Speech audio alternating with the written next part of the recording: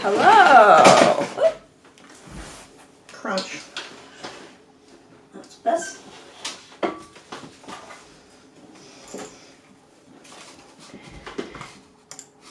Let's see. Hello.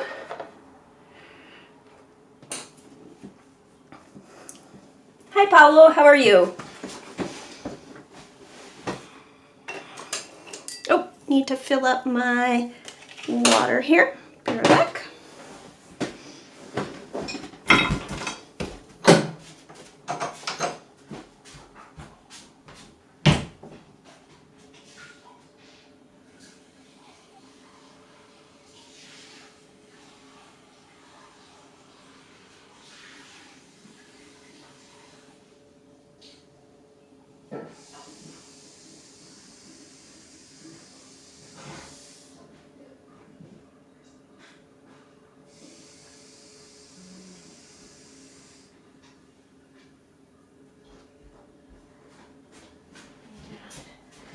To here. Ah.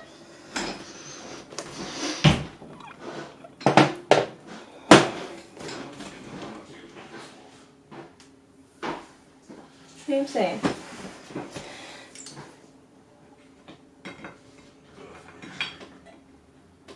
Okay, so today, only a couple years after I purchased this palette, I am filling this guy. I actually have 2 of these because I'm brilliant. I should get myself the, one moment, things I forgot to do before my stream. Just as I wait for people to join, I will get myself the link to where I purchased this palette. Okay, there's my, yep, where's my counts and lists?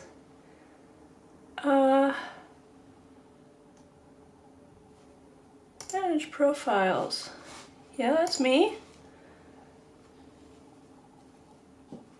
Okay.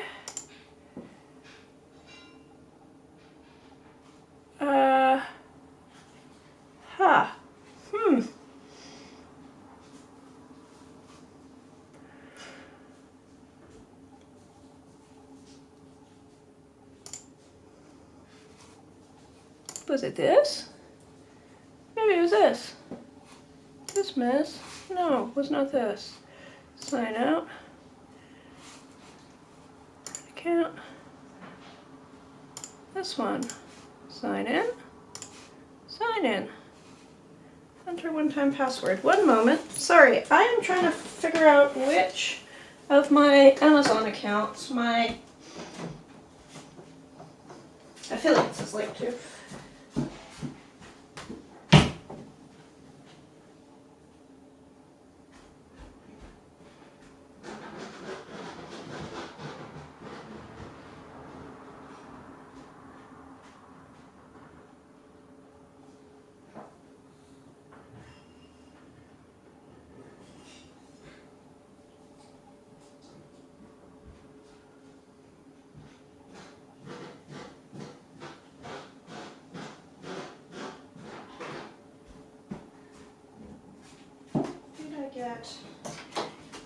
Okay, sorry, one moment. How are we doing? Let me just check my live window here. Hi, Box of Paint. Be Friday. It's been a great week. I mean, there have been some ups and downs for sure. But where did I put my but I've gotten a fair bit of stuff done. I need to figure out where I put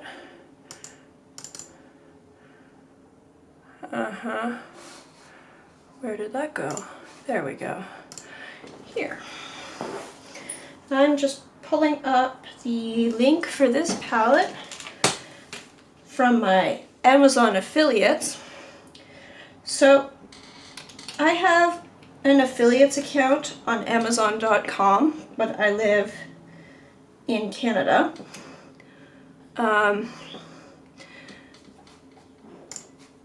And I've had it set for a long while to, aha, there we go. Okay, perfect. That's what I needed.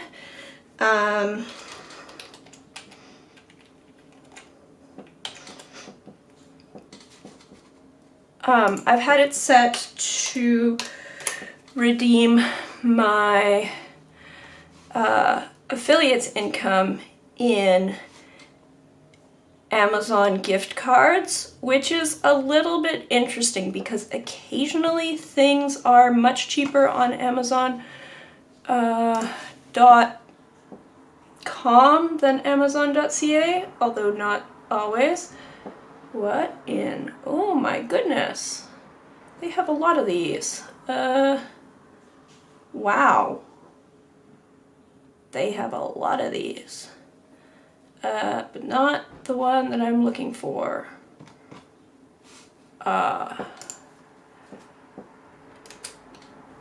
Color wheel. Where'd it go? There we go. That's the one I'm looking for.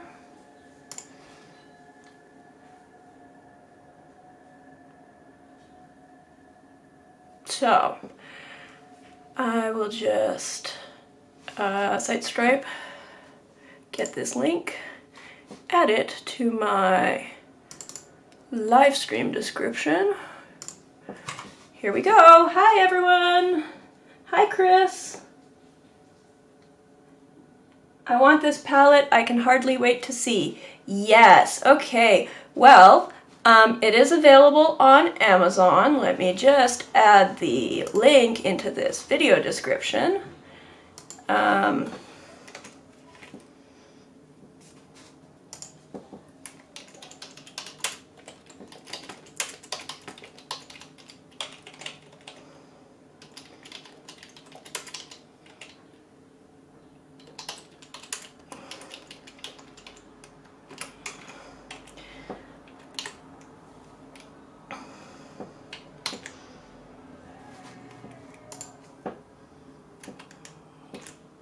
Oh, wait, need to get that side stripe link. Where did it go? Get the side stripe link. Where did Amazon? Where's my Amazon?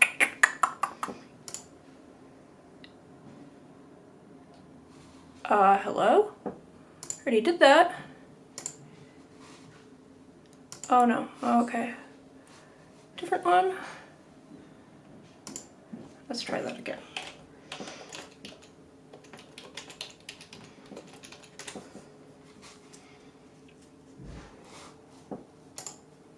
Try that. This thing.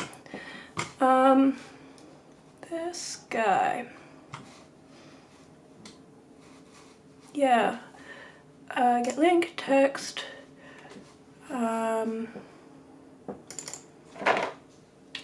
C, there we go. And then I go back to my here.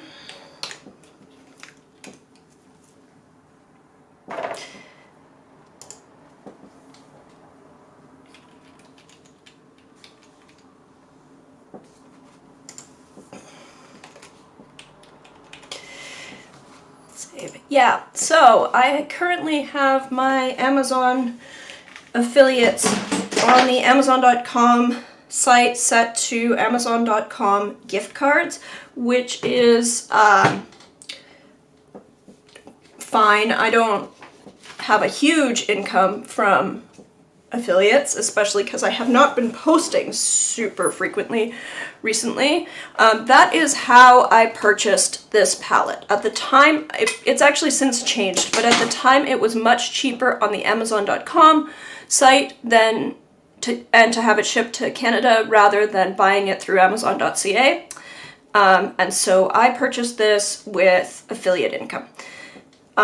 This and the other copy of it I have. I've since collected a few hundred more US dollars in Amazon gift cards that I have not yet spent, and my goal is so that I can do a little bit more vloggy content, especially as I'm heading up north to a residency on Porphyry Island in June, is to purchase a new vlogging camera. So I have a decent Lumix G5, G7, something, mirrorless DSLR that sits above my desk here. I used to carry it around, but it's kind of bulky, kind of heavy. It has really good, you know, interchangeable lensing, and it can work really well for focusing directly on my desk, but it doesn't do face focusing that great. And I've since rigged it so it's got a battery converter and and it streams directly from the camera onto here. So this just lives above my desk. I don't want to take it off and carry it places. This lives above my desk. I also have a fairly high-end recent phone, getting less high-end and less recent by the day.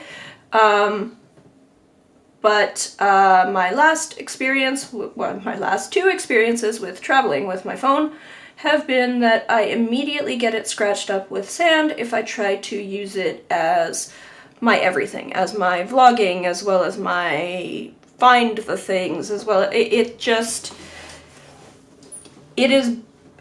It serves me better as a phone and takes some pictures sometimes, and it would be better for me to have an actual vlogging setup. So I want to get myself a DJI Osmo 3. I'd like to do as much as possible of that with my Amazon affiliate income, because it turns out, again, it is cheaper for me to get that from Amazon.com rather than from a local supplier or Amazon.ca. And I have a couple $100 of Amazon affiliate income, which ain't nothing. So, there's a link to this palette. If you buy it, I get a few dollars. I'll make it a lot easier to purchase my vlogging camera. It's also, if I hit $200 a month in Patreon income, I also have that as a benchmark for, I get myself a new, at the time, I think it still says action camera. I'll get the vlogging camera. I have an action camera. I don't actually need an action camera. Not that active. Anyway, this is my palette. It's beautiful. I have a lot of content about making palettes, and what I found is that I tend to get a little bit repetitive about what I put in every palette. And so now, especially, I've designed a palette with Roman Schmal Aquarius. The link for that is also in the description. And I wanted to do something a little bit different with this, because it's not useful for me to have, you know, 12 different palettes that all just have basically the same paints or the same pigments in them. So I'm going to fill this up. And I decided the theme of this one was I was going to use some cool, I wanted to have like a bunch of, I wanted this to be about experimentation and give me a chance to play with some of the different paints that I've acquired over the years. I have a bunch of discontinued pigments, pigments that are a little bit less light fast or a little bit that are too similar to something else that I always have in my palette, or Some of them are just a little bit more toxic than I would like in my everyday palette. And so these things sit in tubes drying out.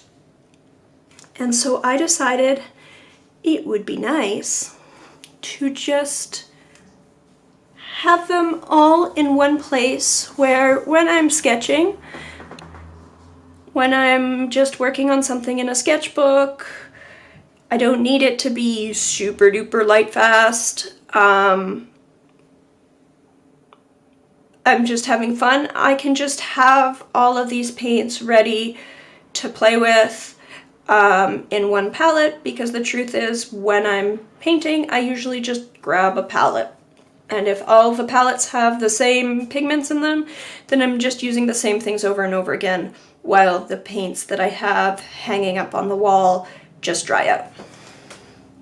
So that's what I'm doing. And because I have, I'll just sneak preview what I've done to prepare for this video is, as I mentioned, I actually have 2 of this palette. Initially I was going to do the same for my home and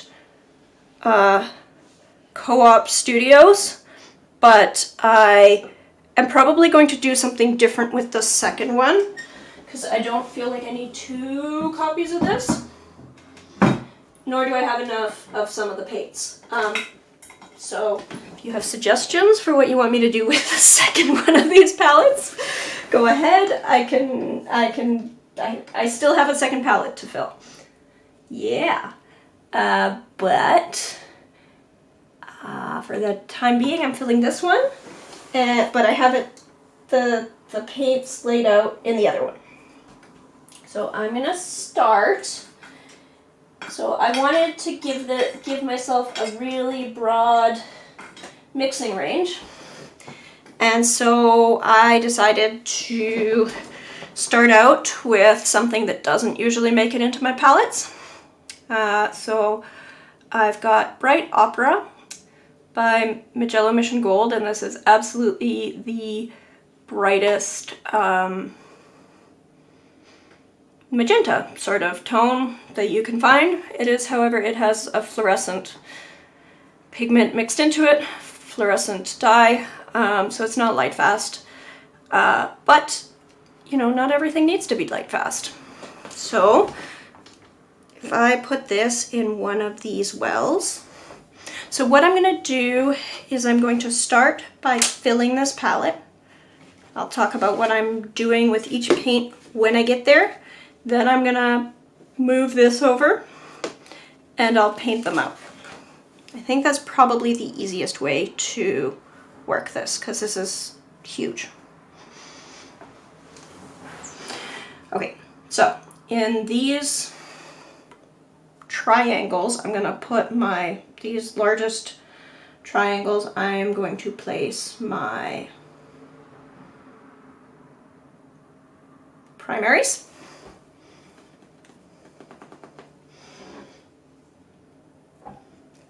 So then that is a Bright Opera, and it sure is bright. Oh boy, is it ever bright. Then I'm going to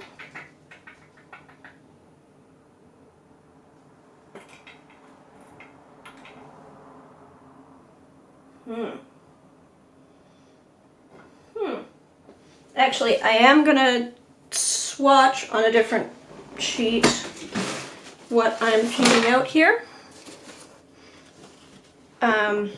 But then just so that I know, and then, but I'll paint the actual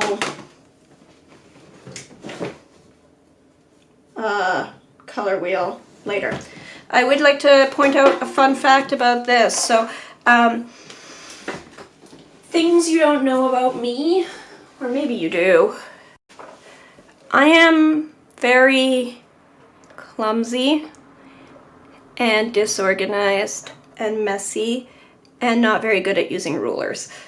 So, I didn't draw this beautiful thing. My husband did. Hi, Lana! My husband drew this for me, And he would like everyone to know that if you were wondering what an artist needs trigonometry for, it's for drawing this chart. Because we didn't have a protractor long enough to get all the angles correct, like the 7.5 degree angles. What he did was he measured around the outside of the square. And how do you find the measurement along the outside of the square? Using trigonometry. So if you are wondering what artists need math for, it's drawing this. I do have the math background. I don't have the patience to generate this, so instead I got my mathematician husband to do it.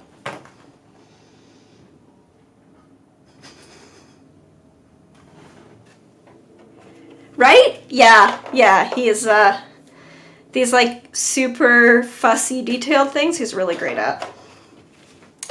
Okay, so I am going to just swatch on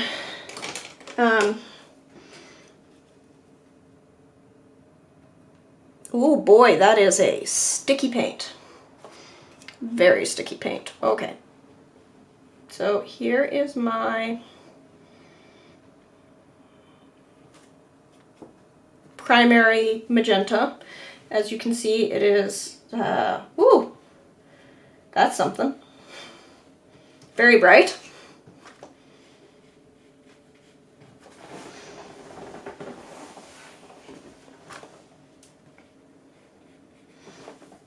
Apparently my brush here wasn't quite clean. It's annoying. But yeah, so this is super bright.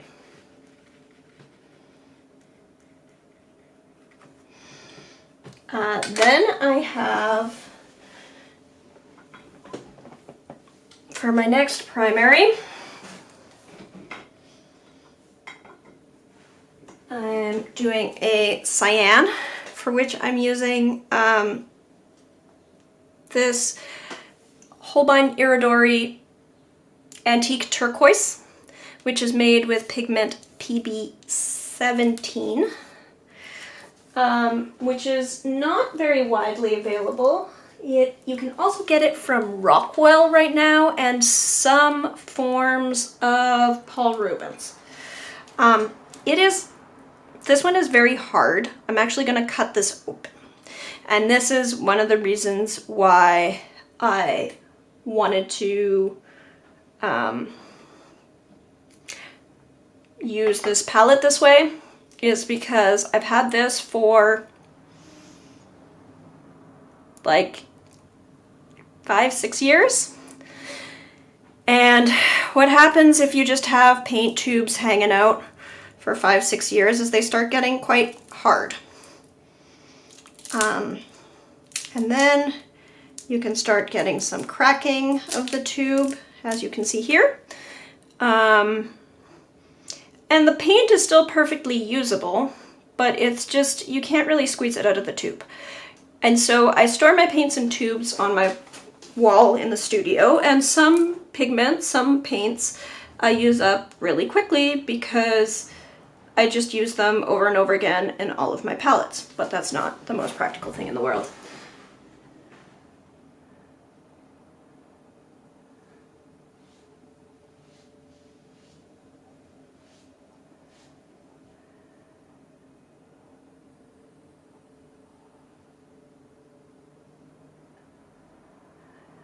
How are your retinas? Very scorched. Paula says, just like my heart. Sorry,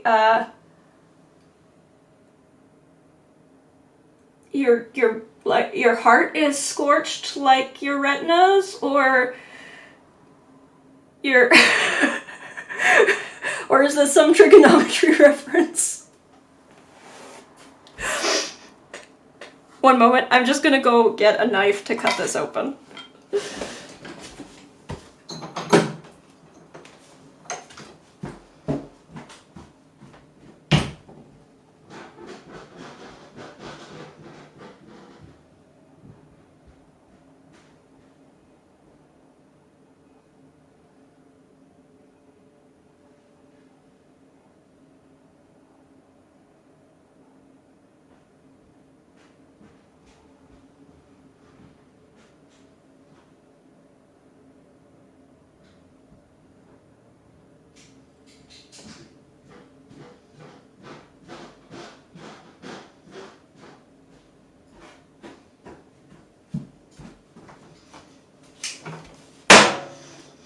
Or your heart is all dried up like this paint tube? I'm still trying to figure out what your heart is. No, it's just hard. Okay.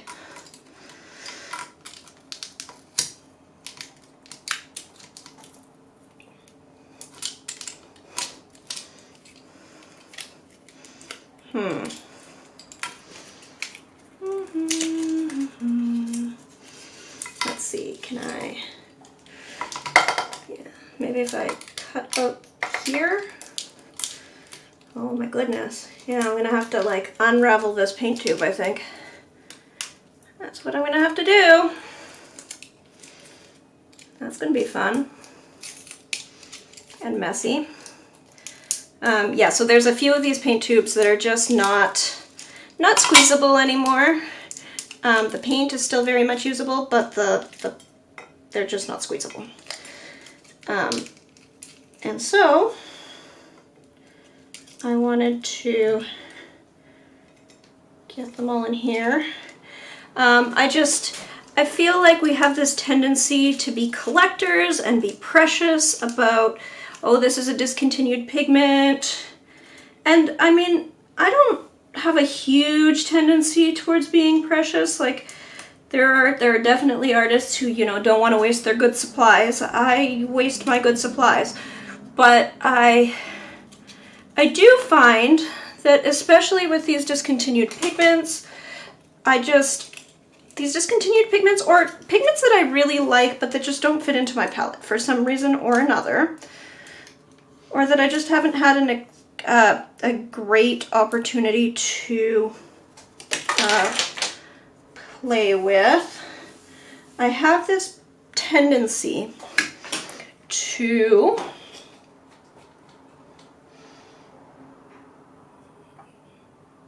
do I have an eyedropper here somewhere? There's like a really tiny cup. It's like an eyedropper, a really tiny cup. I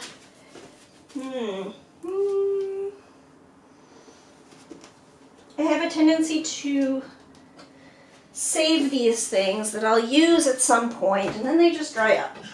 And so this is, you know, embracing, not every paint is going to be, you know, paints don't have to be the whatever. When it comes to painting, I just use what's in front of me. So I just wanted to, okay, oh my goodness, no, not what I wanted to do. Not what I wanted to do at all. Oops. Okay, well, at least I have, at least just planting time for those. Okay, a little teeny tiny, maybe I'll use one of these lids. Okay, that's perfect. Yes, I'll use this lid.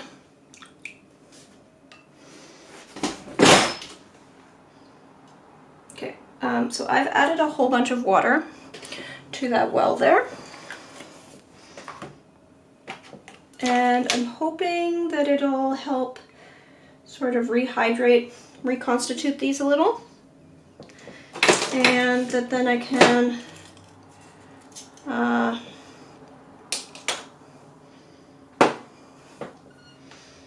and stick all these little loose bits together. Ooh. So that, you know, they're not just loose and cracked. Anyway, here we go. Paint this out here.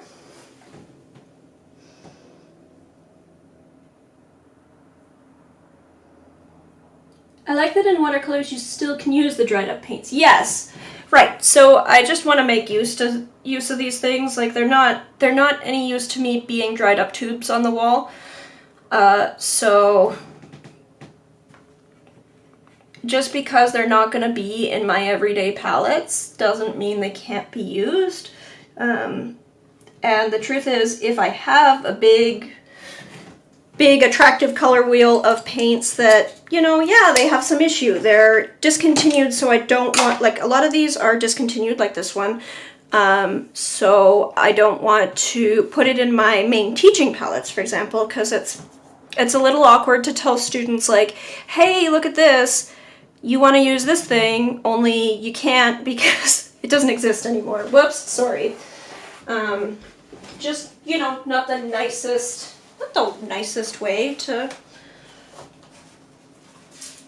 start a class.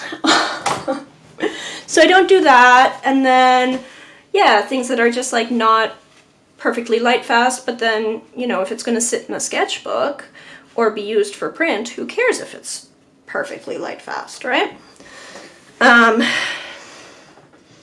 since I do some illustration stuff and I do like, there's a lot of cases where I don't need the paint to be light fast, but I'm not going to put it in my regular palette because sometimes I need it to be light fast.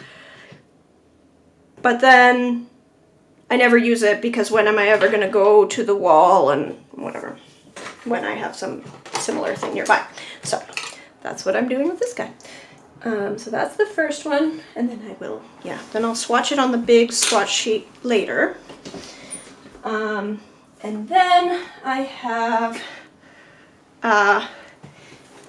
you guys, you know what I'm not using as my primary yellow here? There's no nickel azo yellow in this palette. Zero. None. At least not the regular nickel azo. This is Transparent Yellow Medium by Rembrandt. It is pigment PY128. It is actually also a nickel azo compound, but it's not PY150. There is no PY150 in this palette. I'm using this Transparent Yellow Medium. It is fairly transparent. It is not as transparent as nickel azo, but it also has a nice intensity match to these two colors. So both PB17 and this Opera, they are very bright, very saturated, very close to true primaries, but they aren't quite as crazy tinting as your PY150. So for balance, PY150 is actually not the perfect match for this. I know, right? Ah!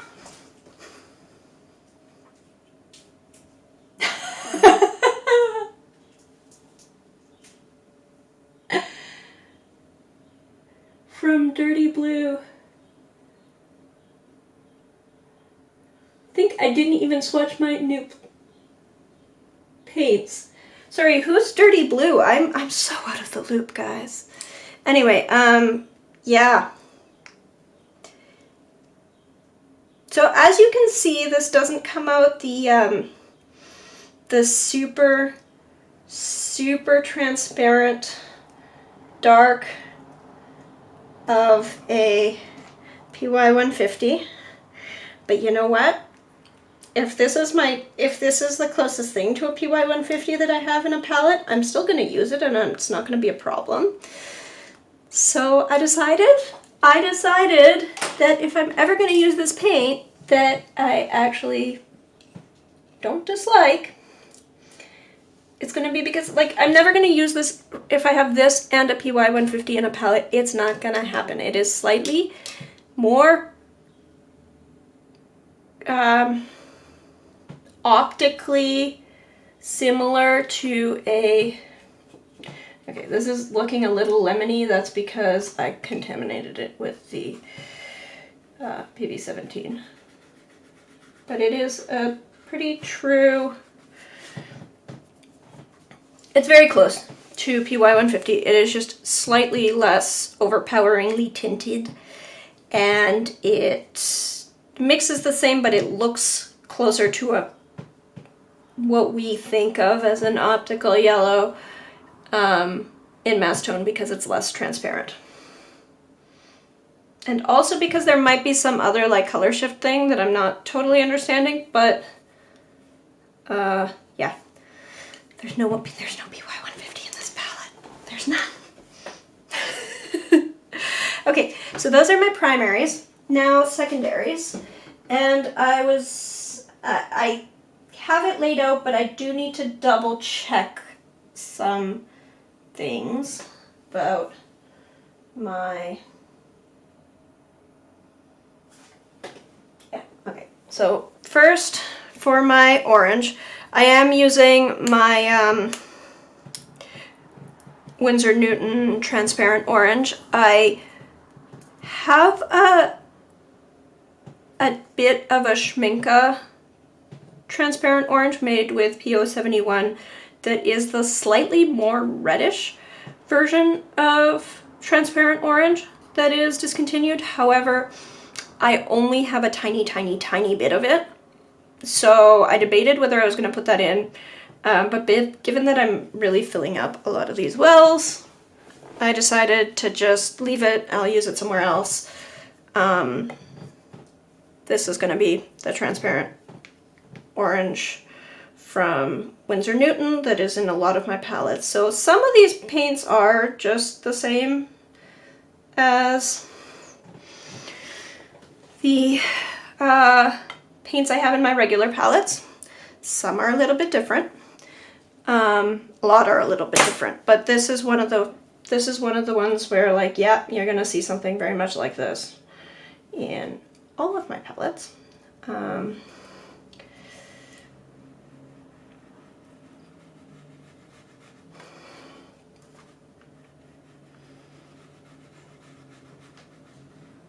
it pretty? It's so pretty. It's so pretty. And then if I mix that, one thing I was trying to watch for was if I mix my primaries with their direct opposite secondaries, I'm hoping to get some, yeah, that's not perfect. This wanted to be more reddish, but for reasons, this is the one that I like. The Schminke one would have been a closer match for that, but I didn't have enough of it. It's more strongly tinting, so if I add more of the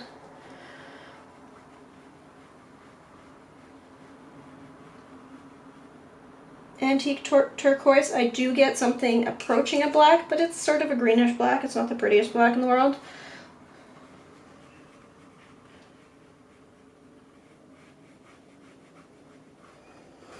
Alas, such is life.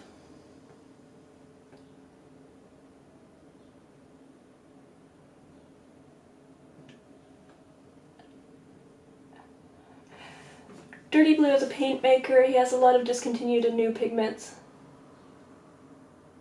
Why, you can actually tell that it's a yellow. Is it more opaque?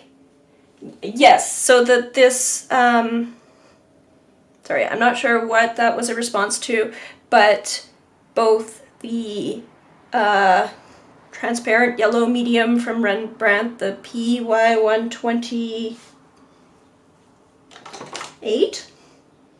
yes, and the Schminke PO71 is slightly more opaque than PY171. The PO171, sorry, the Winsor Newton transparent orange. It is also slightly redder. Yeah. Which would make this black a little bit more perfect and also suit my, here are some paints that are just in my collection that whatever. But I actually, that one I very nearly used up. Most of what I have is in various palettes that I made ages ago.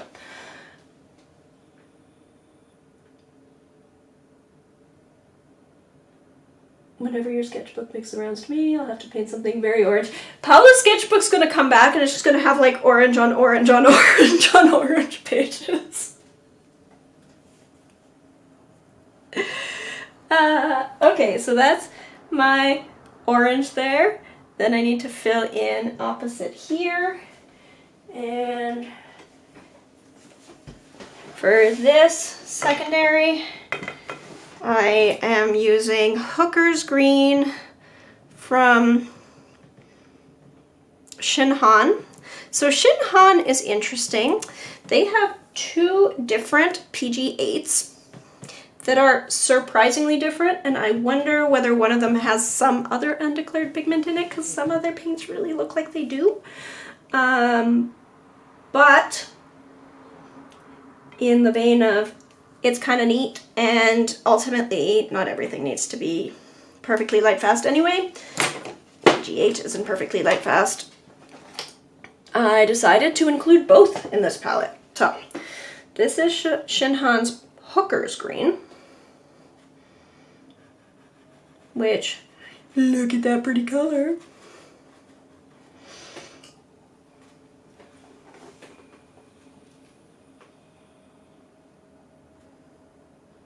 I still want to paint the orange scene from Blade Runner 2049. Can you link a reference for that?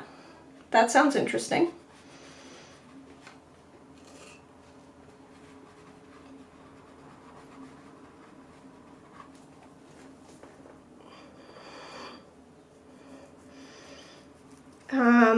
And then the final, actually I'll do the same black mixing trick. At one point I was trying to make a very perfect color wheel where every color had its perfect opposite. I abandoned that idea. That isn't the case, because it really was like, okay, well then other things fall by with the wayside. Anyway, this forms it seems to be just purple of black. Like, it's not...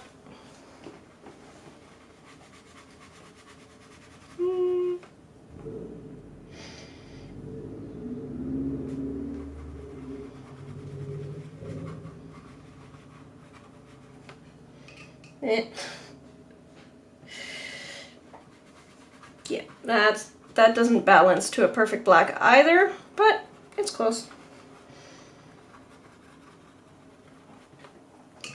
It's a less offensive shade than this one.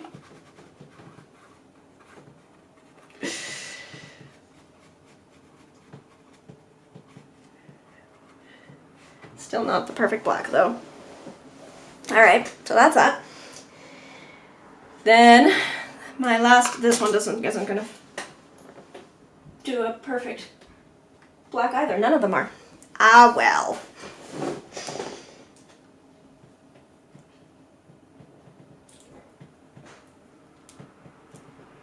Do I have 3 hues in between that magenta and orange?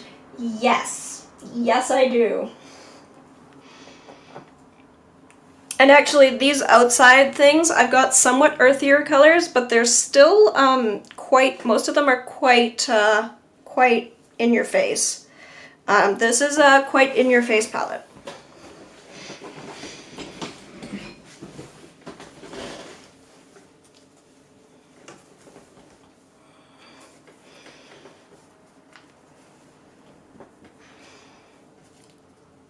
Ah, okay, open.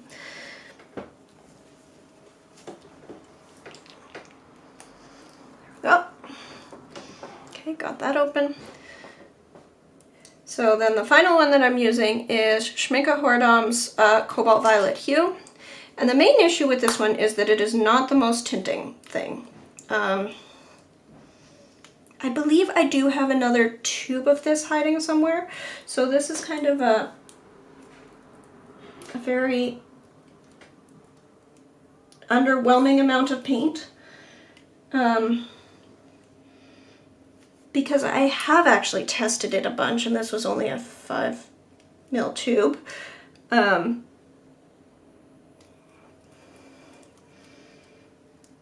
also have a tube ringer somewhere, but my house is under construction, and my studio is kind of a disaster too. So, don't have my tube ringer immediately obviously handy.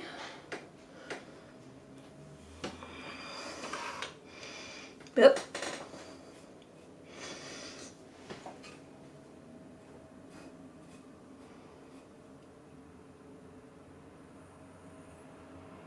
The orange is more orange than it looks in the palette. Yes. Yes, it is. That is because of the transparency.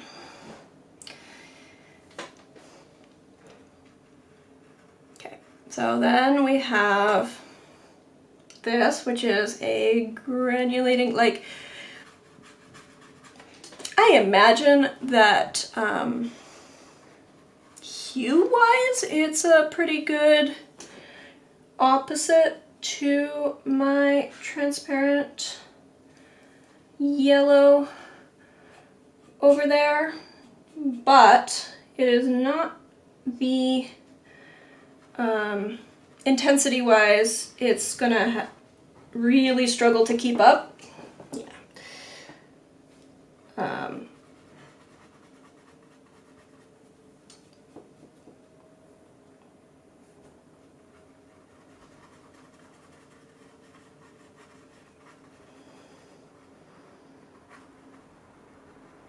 Yeah, so this will mix a black-ish, but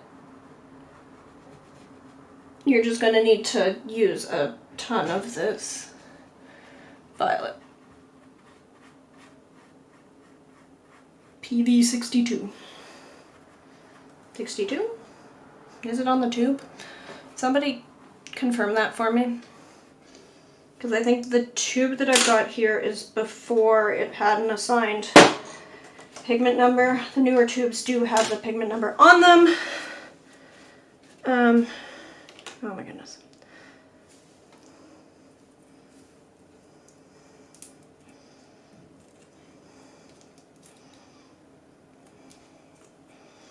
So yeah, like I got new pigments and old pigments and... Oh! Today, I had some from Rockwell Paint and from Paul Rubens. I'd gotten a bunch of like weird pigments at one point, and we had a rat problem in the studio. The rats mostly left my paint tubes alone. Interestingly, the one that they chewed through was an arsenic paint, so I mean, kind of happy about that, not so happy about then I got arsenic on my hands and had to wash my hands very vigorously and deal with a leaky arsenic paint tube, but I'm glad they're suicidal. It's better than the alternative.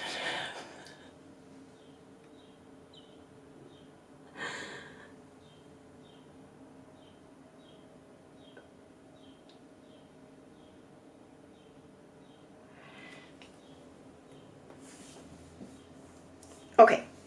Yes, it is a very good orange. I do like this orange a lot. Alright, next up. Right. Okay, so now we can start working our way around, I guess. So, then I have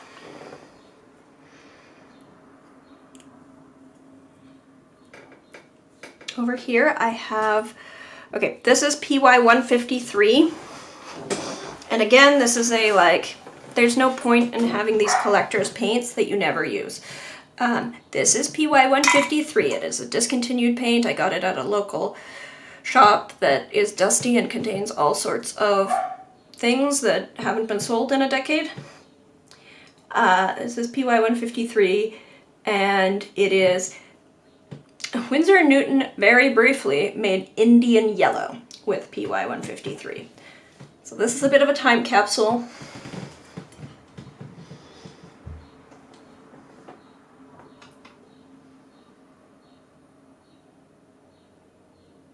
There was an artist on with Eric Rose who uses lead white. Yeah, I mean,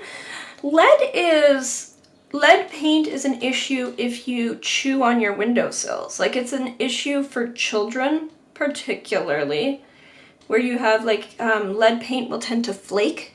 The other name for it is flake white, so as it dries, it will tend to flake up, and so really, lead poisoning happens from old lead paint that children chew on. So if you have windowsills that are painted with lead paint, and you have toddlers who walk along the windowsill and tease on it, that's when you're going to get lead poisoning. You're probably not going to get lead poisoning from skin contact or, you know, being an adult who paints with lead white. Unless you're eating your paint, try not to eat your paint. I mean, I do sometimes point my brushes with my mouth. It's a terrible habit. I'm not endorsing it. It has happened. So I'm aware of, yeah, you know, maybe cadmium's not the best idea, maybe cobalt, I'm not the artist for that, but like, all of these, if they're in there, like, most of these currently available to some extent, pigments, that are a little bit toxic. It's like, yeah, but if they're heavy enough, unless you're drinking them, but like, don't drink paint.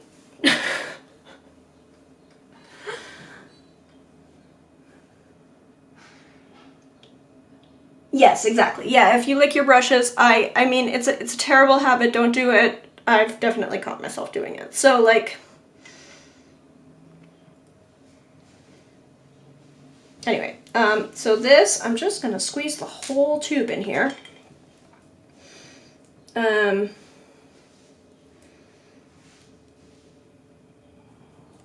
yeah, that's a like, well, this is gonna run out and then I'm not gonna have it anymore.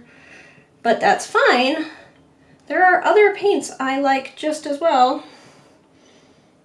There's really no point in collecting, hoarding paint that you're not going to use. Paint is for using. Even fancy paint is for using. Is for painting with. So that's that.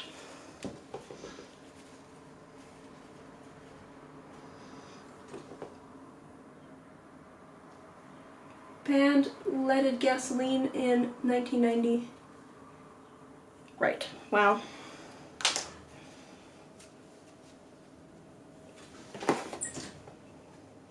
Yeah, and we replaced all our lead pipes with copper. Great, wonderful.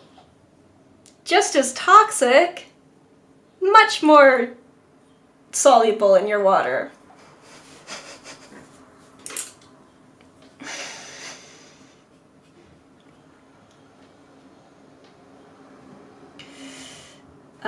Okay, so then this is, okay, that's ugly because I've contaminated my brush. Sorry. Here we go. Let's do that better.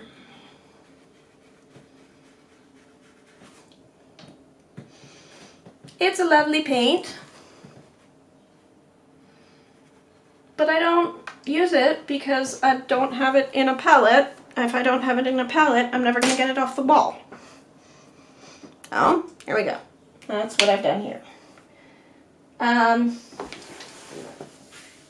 The next one is, okay, actually the next two, and I'm going to very briefly test them on here first to make sure which way around.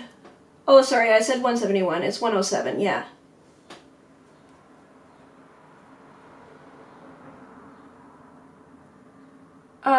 Sorry, yeah, it's PO 107.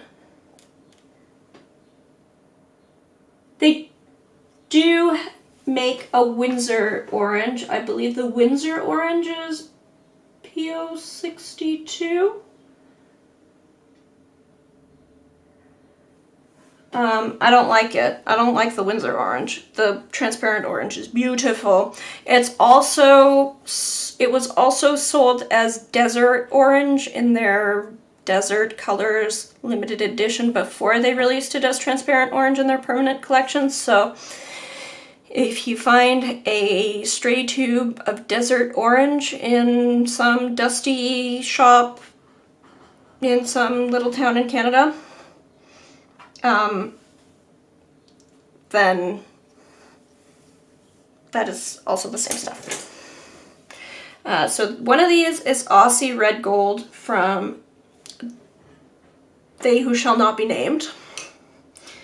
And again, They Who Shall Not Be Named still have paint on my walls, so that's one of them.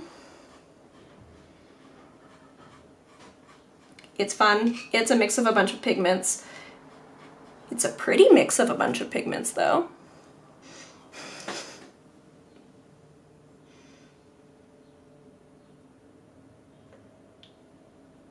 Oh, they have two of them now. Two Windsor oranges. Like there's like a Windsor Orange Deep or something.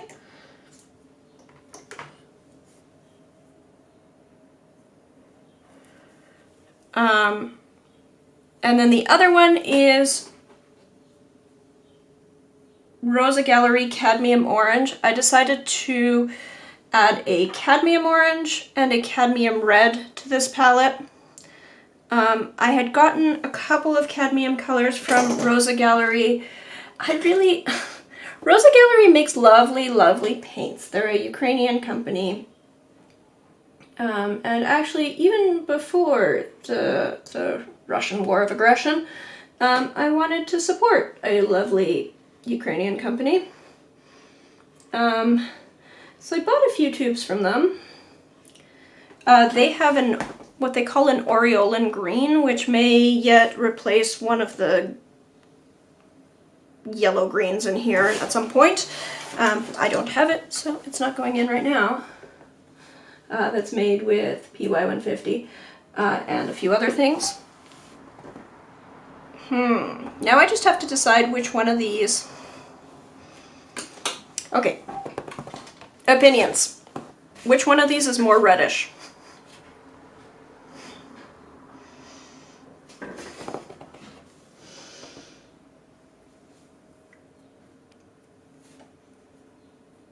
I think I actually put this one on the more yellowish side, yes?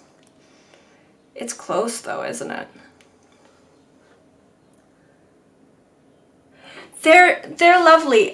Their initial offerings, they've expanded since, although they still have a fairly limited line.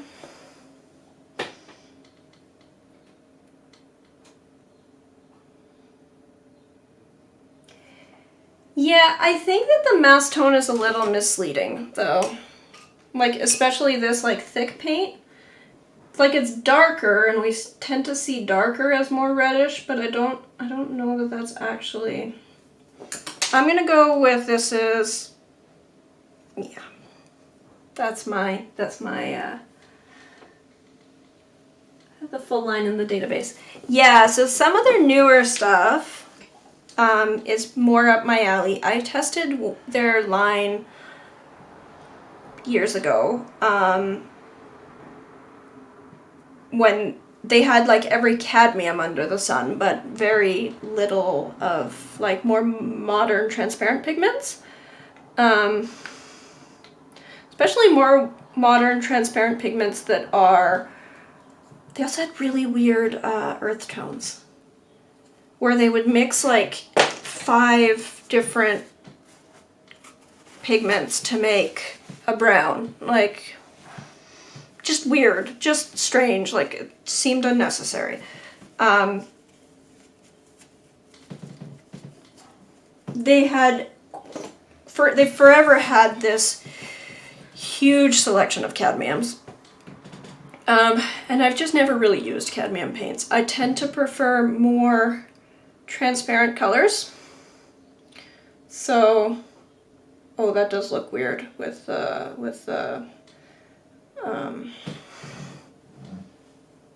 mass tone. Well, it is what it is.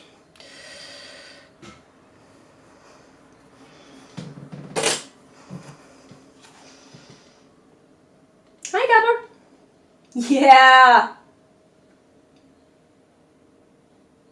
Like the Daniel Smith 7 Pigment Blacks. Yes, it's exactly like that. Exactly like that. Like they had like 4 or 5 different browns that each had like minimum 3 different pigments to make them. One of them had 5, one of them had 6. Like, why? But why?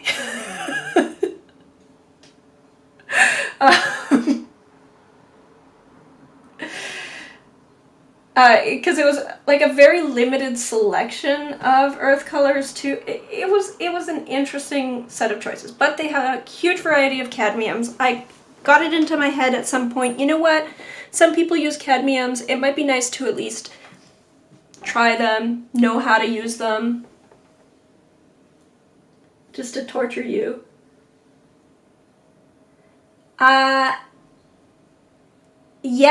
Yeah, so that might be why they had leftover, that might be why they were making browns with 4 different pigments. It's definitely why I'm making this palette. It's just all the paints that sit on my wall that I got because, oh my goodness, discontinued pigment must hoard, or, ooh, this is new and exciting, and then I try it, and then it never makes it into a palette, so it hangs on the wall. Or, oh, well, this is nice, but, you know, I have a very similar paint that I always use in all of my palettes, so then I never use it. So when I'm painting, I will paint with whatever palette is closest, but I'll just grab like, oh, okay, well, here's a palette. I'll just open it. This one actually needs to be refilled because this was my I filled up this palette with Roman Schmal paints some ages ago. And then when I was developing my own palette, I played around with them and pulled some out and made a mock-up of the palette I was developing. And so then this has some open spots that I'm going to need to refill from my massive Roman Schmal supply. This is, Roman Schmal is the only paint brand that I have any kind of dedicated brand-specific palettes from, and partially, I mean, they're a lovely paint company, why not? But the main reason why is because they've sent me so much paint that that's how I, a 10 pigment white?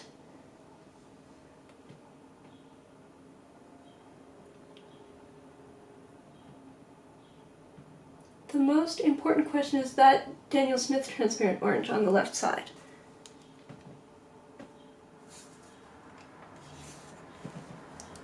This, the left side, this is Aussie Red Gold.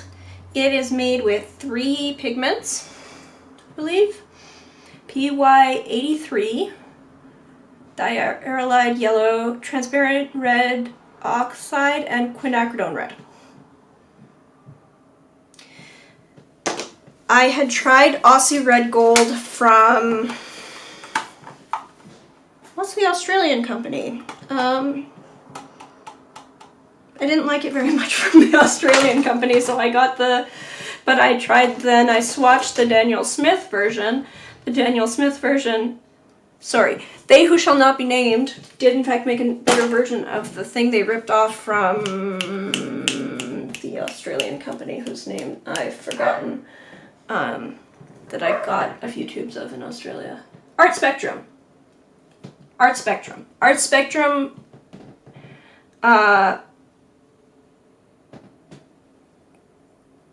Art Spectrum has a fairly limited line, but they made a few interesting mixes that Daniel Smith wholesale ripped off.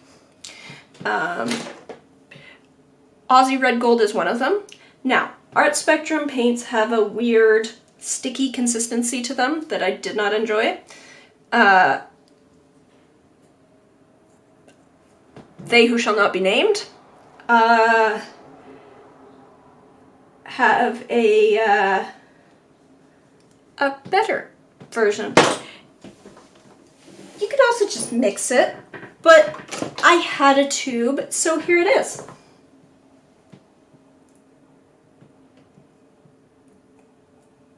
They have a super nice Australian turquoise. I don't know that I was able to get what's in the Australian turquoise. That sounds interesting, but I think the shop that I went to in Melbourne, was it Melbourne? Where did I get it? I did get it in Melbourne, I think.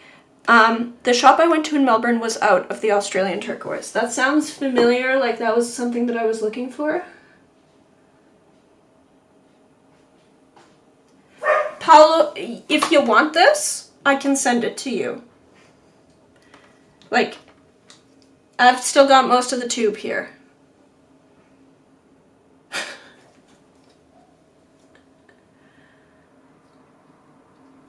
Yeah, I don't feel, it's not just the Primatech incident. The Primatech incident is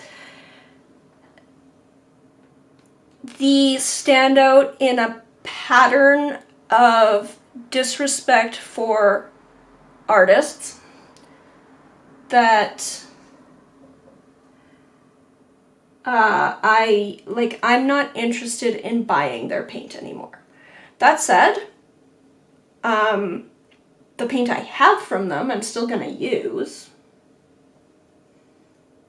I just, with all of the different paint companies in the world that are available, and honestly, my absolutely massive collection of paint and relative privilege and being able to, like, at this point, like, it's questionable whether I ever need to buy paint again, although I'm sure I will. But it is questionable at this point whether I will ever need to buy paint ever again. So the, yeah, got it all over my hands.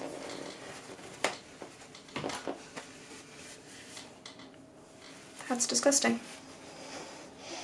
Sorry, I need to go wash my hands. It's questionable whether I will ever need to buy paint ever again in my life. But certainly if I do, I am privileged enough that I can buy paint from any of the dozens of companies in the world, and so many of them are owned and staffed by wonderful people who want to answer your questions, want to be open about their process, want to involve artists in their process, that the idea of supporting a company that's just dismissive and rude and offensive and puts demands on their brand ambassadors and whatever, like, there's a whole bunch of things about them that just rub me the wrong way. And it's not that they are producing, there is nothing that Daniel Smith is producing in the world that you can't make with other paints.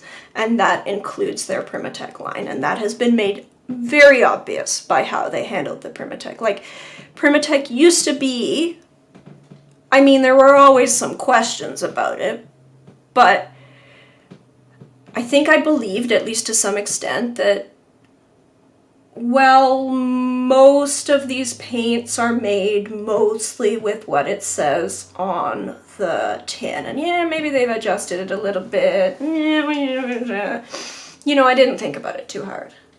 And I thought, well, maybe when they get caught, they'll open up. They got caught, they didn't open up. And it rubbed me the wrong way. And I feel like, yeah, I have some Primatechs, including, I believe there's one Primatech that I'm actually going to add in here. Nope, two. There's actually two Primatechs that are going into this palette. They are perfectly fine functional paint. They have unknown light fastness. At least it, like, based on what's on the tube, that says nothing about their light fastness. But then again, like, this palette also has things that I know are not light fast, like this Opera. So it's not, yeah.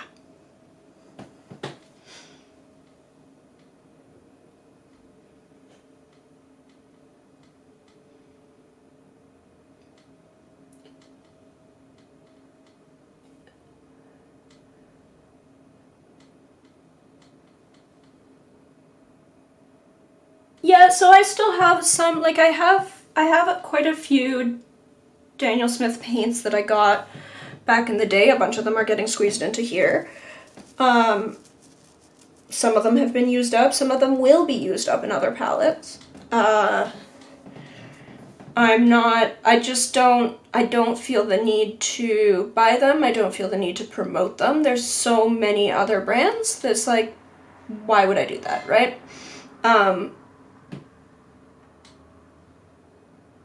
My favorite is Roman Schmal for like value for money and selection and stuff at this point. Although they don't make tube paints and I prefer to buy in tubes.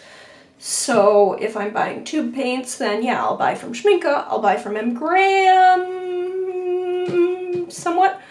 I'll buy from Winsor Newton. Magello?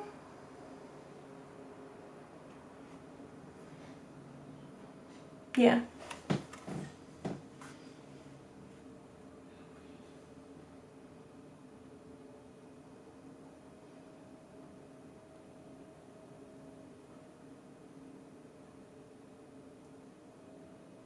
Wonder where Schminke's going. They have a new CEO now. They have some like interesting new watercolor things. They have their vegan line now that has some like plant pigments. And then that carmine. I mean, sorry, they didn't call it like a cochineal red, but it's carmine. Yeah.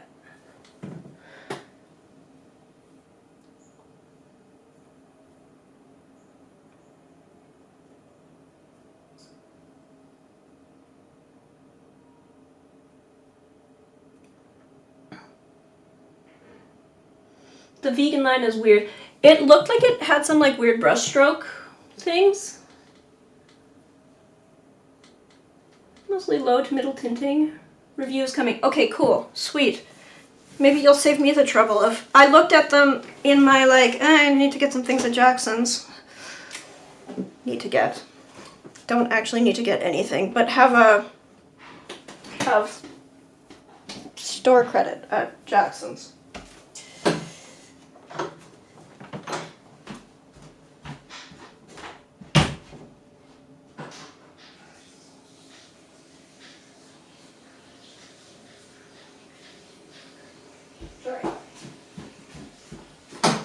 Doing hand washing now. Oh, my kitchen smells so delicious right now. It smells so delicious.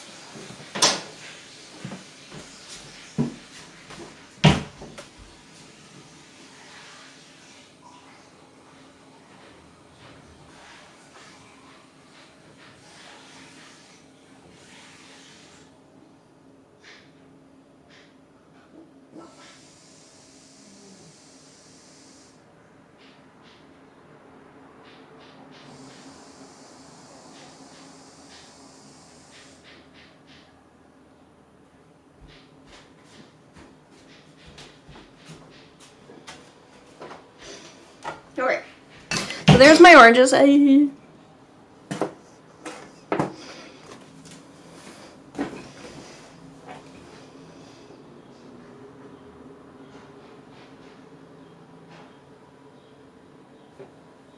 Ev.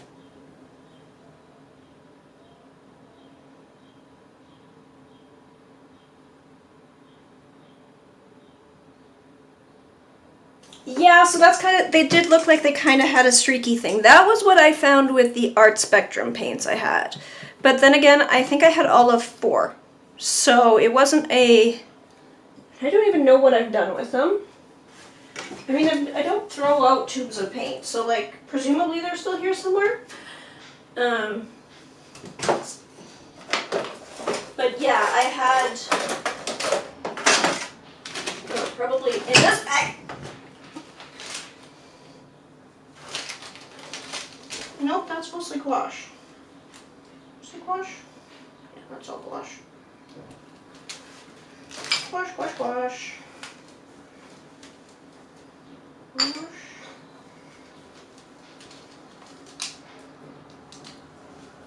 Okay. Yeah, I need to sort through some paints, but got the gouache. Scott gouache as well. Those are just assorted.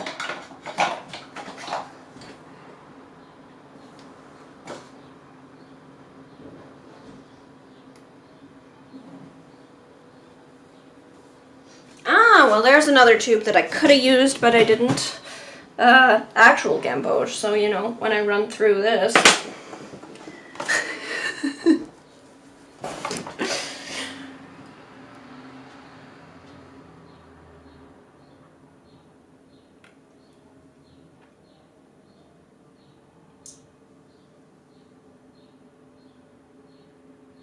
Oh, the amethyst? Yes, the amethyst is permatech. The amethyst is a permatech that I got rid of, that I gave to you, Stephen, because amethyst was my tip-off years and years and years ago. Before the Primatech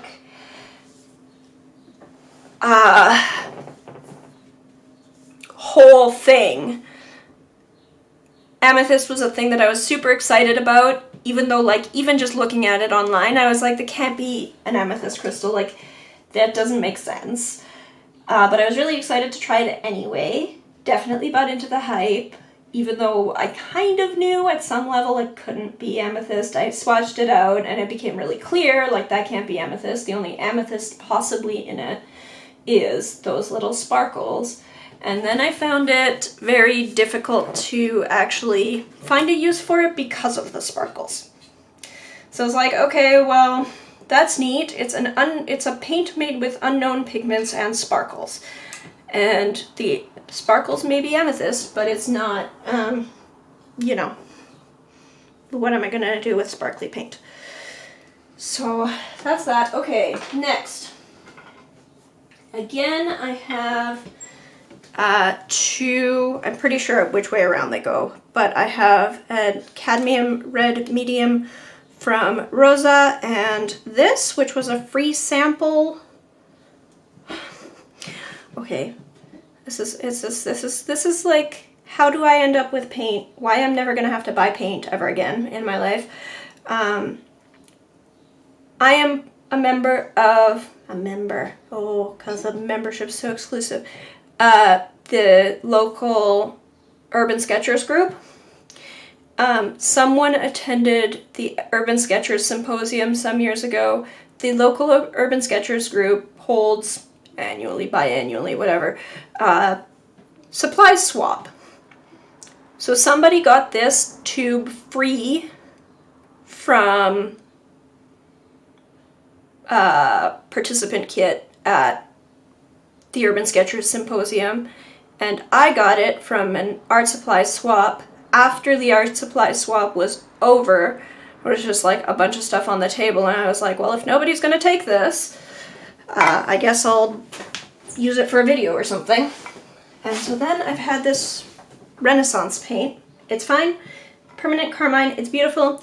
It is made with PR48, which is not the most light fast thing.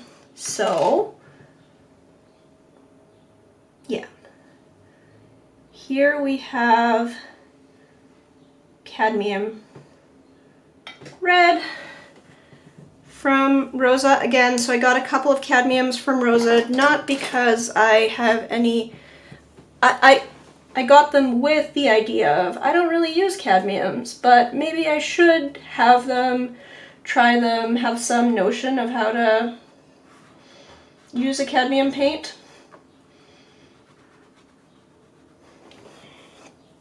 So I got that. So that one I did actually buy with my own money. This one was a sample. It's nice.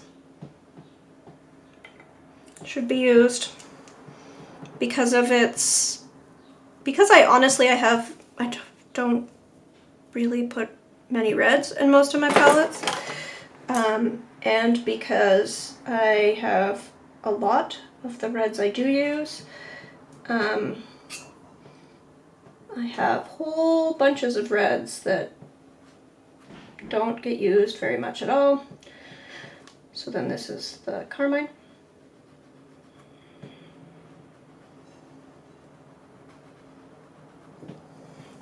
I'm gonna take a toothpick or something. I need to just mix up that cadmium. It's kind of separated.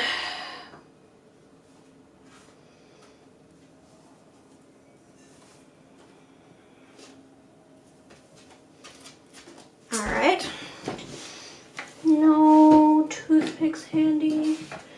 Back of a paintbrush it is. Let's find this thin, not great paintbrush. Like this Winsor Newton Topman one with some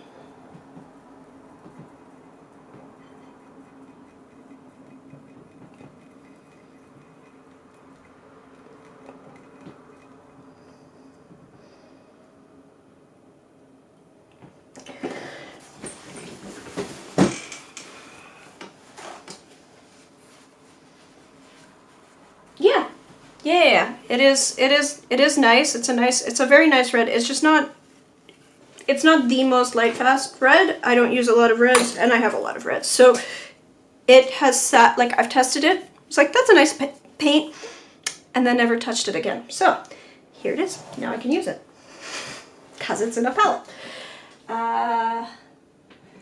Then I have Rose Madder made with PR 176 from Magello Mission Gold.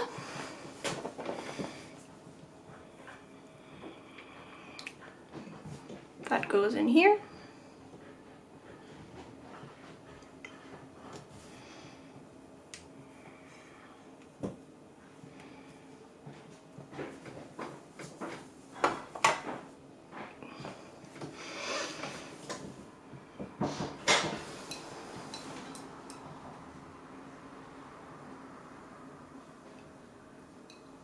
That yellow to red section, a lot of reds.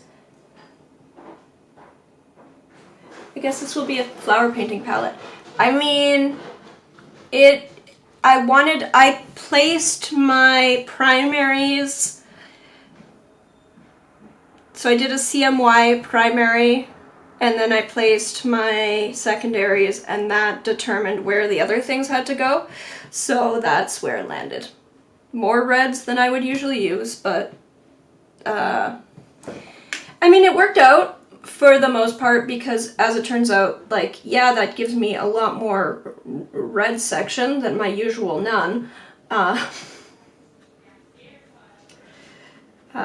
But it also, oh, sorry, let me just turn that around so that you see this. Yeah, it's a lot more reds than my usual zero for sure, but maybe if I push these over to here. No.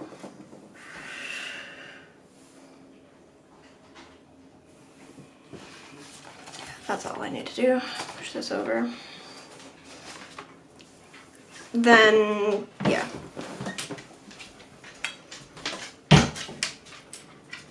I probably could have used a Quinn Rose instead of these two, but it's fine.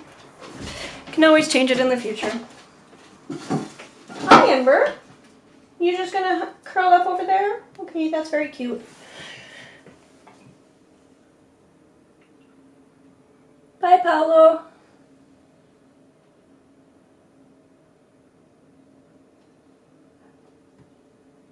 Yeah, it's a color wheel. All right, well, then I have my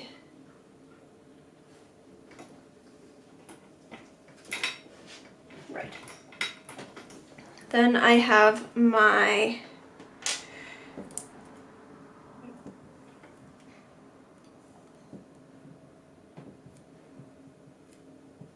purples. So first, this is actually in my studio palettes right now, which is interesting because I don't usually think of quinacridone purple as a color that I use a huge amount, but in my studio palettes that I filled, I had put it in place of a Perylene Violet, just to give myself some variety.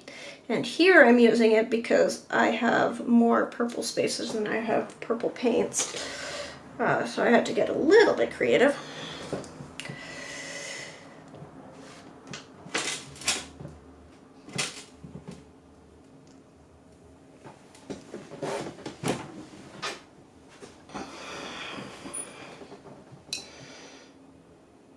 Not more purple spaces than I purple paints, but sure is close. So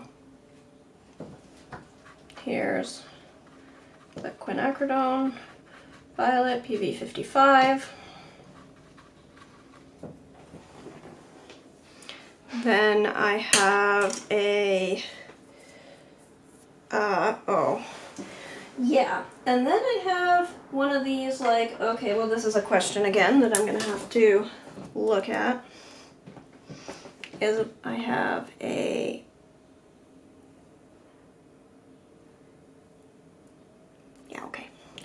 Then I have Cobalt Violet Brilliant Light, which is a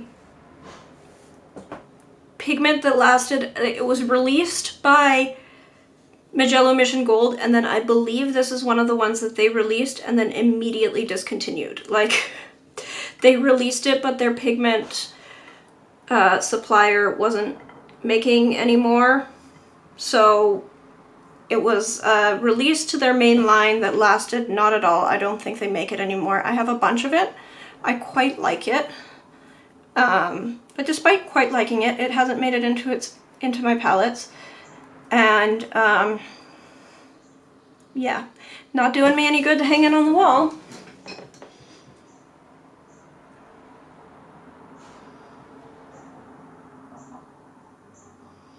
Yes, yeah, exactly, Lana. So there's like a lot of things that I do where, you know, okay, well, they're colorful, they're lovely, but they don't have to be, like, if I'm designing for greeting cards for print, it doesn't have to be light fast because it's going to be printed anyway. So it's going to be printed, if it's printed digital printing, like greeting cards and stuff, it's not going to be light fast when it's printed anyway.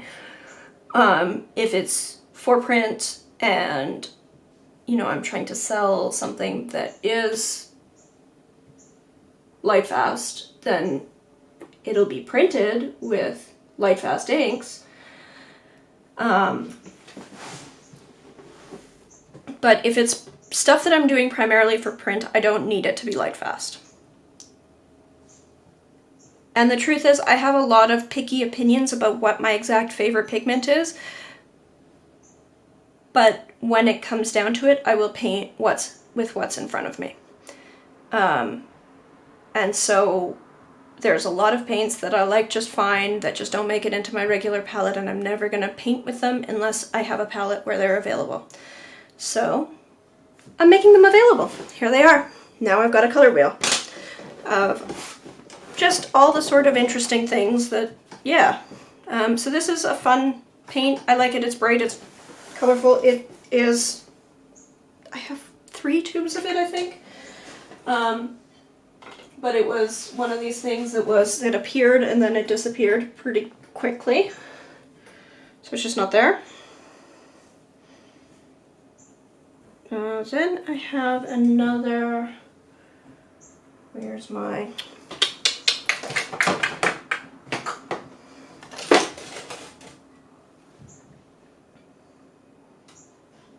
where did I put it? Where did I put it? Ah, here. Dioxazine. So this is just Windsor Violet. Dioxazine. Perfectly great, normal purple. Don't use it much because got lots of other purples to use. This I may have put these down sort of flipped. That's annoying.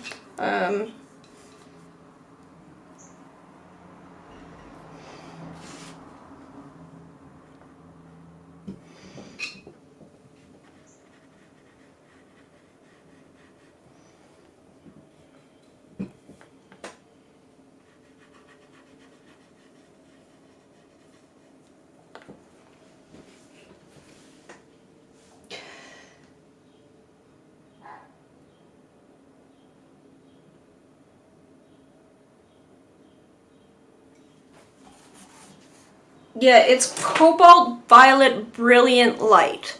So I think this was about, I want to say 3 years ago.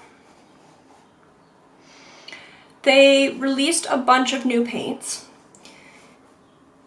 and then immediately announced that this one and a couple of others, they weren't going to produce anymore. So it was released for all of like a month, maybe. It hit stores and then it never got restocked. So I ordered a bunch of it because I liked it.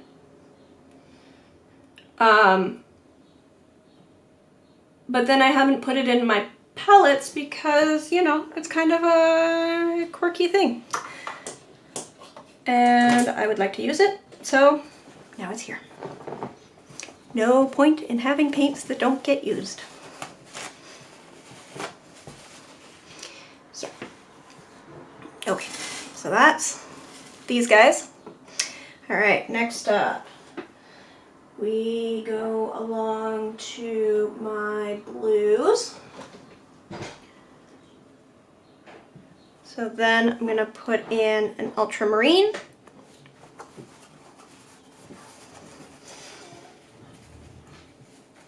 I mean, I might be exaggerating, it might have been 3 months, but like they stocked it at Jackson's, they stocked it at whatever, and then it went out of stock and it wasn't getting restocked, and at some point somebody asked, it disappeared from the Magello site, somebody asked them and they said, yeah, actually our supplier doesn't make that anymore, it's out of the line. So there was only ever one run of it, one lot of it, basically.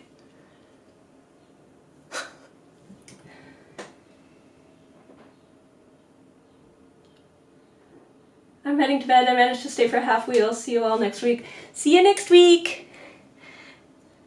Okay, yeah, so then this is my ultramarine. So M. Graham is another interesting company. They're a nice family-run company. They do get a little bit defensive about some of their paint behavior.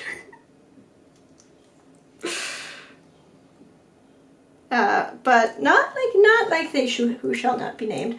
What they do is they stuff a lot of pigment into their paints. Even in cases where, you know, it's to the detriment or it makes non-granulating paints behave as granulating paints for a lot of people. Anyway, this is a ultramarine.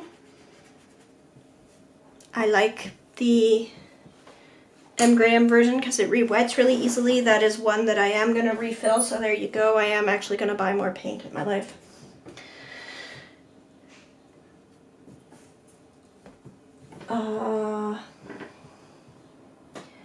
I also have another, oh my goodness, I'm making such a mess of this. Okay, I also have another M. Graham paint here. This is M. Graham's Cobalt Blue. Again, I actually really like M. Graham for all of these like somewhat harder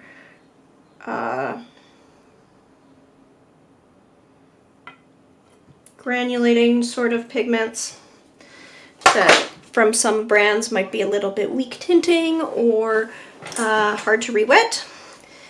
M. Graham paints definitely do not ever have that problem.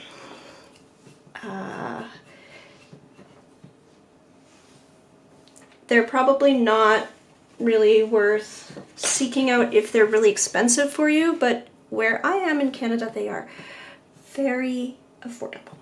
So we use M. Grahams when we need tube paints that are, like, I suspect that once Roman Schmal releases tube paints that my M. Graham collection will expire very fast, but until then I do use M. Grahams, and they do have some very nice bright colors. That's that. What else do I have in here? Then I am, okay, so one of my favorite pigments of all time is Prussian blue. Unfortunately, Prussian blue is not super duper light fast in the conditions I use it. So Prussian blue is interesting. If you used completely distilled water and had, the paint itself might be light fast, might be, assuming that there's no impurities in the paint that change the pH, but there's a pH sensitive reaction, that reversible reaction that occurs in the presence of light. So if there's any impurities or the pH is not balanced, then it fades. If it, though apparently it restores if you store it in a closet for a while, so that's fun. My pH is very basic in my water because we get water from an aquifer. So all of my Prussian blues are gonna fade.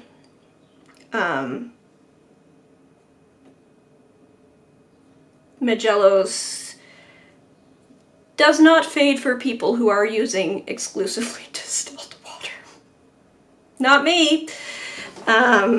Apparently that is also the case for Roman Schmal, who has tested his own and supposedly found the most stable version of the pigment. It really doesn't matter if you're just painting with local water, and local water is full of minerals, it's still gonna fade.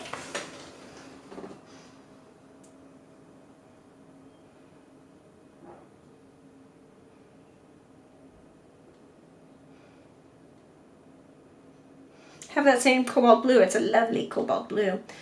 Okay, so then here is my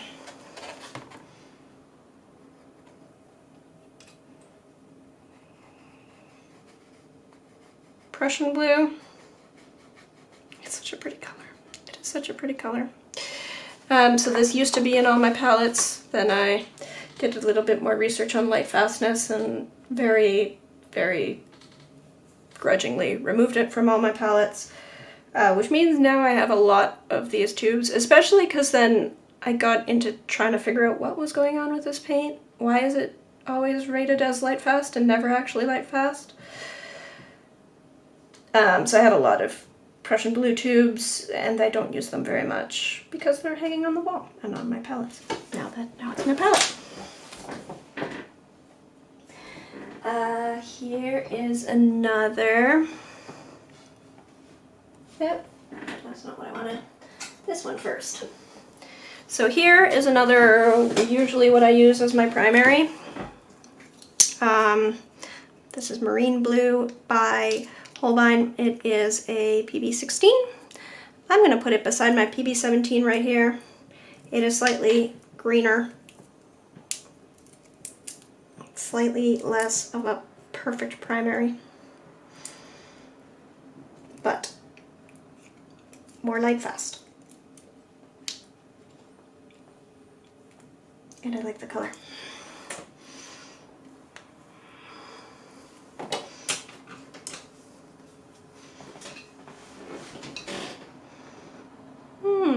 I'm gonna need to get another swatch shade, aren't I?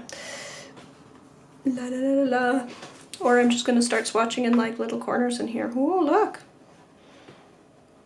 Ain't that pretty? So pretty. Whee!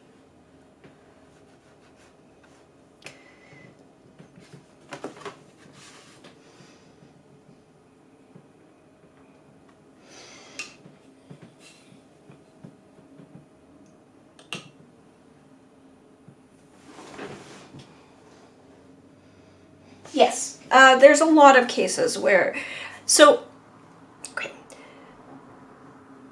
I have concerned myself with light fastness because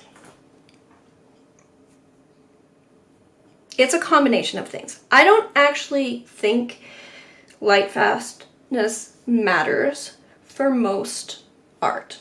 The truth is, even if you go into like really high-end art, you have artists selling things like a banana tacked to a canvas. Like a physical banana. And then the guy goes and eats the banana, and now you don't even get the banana.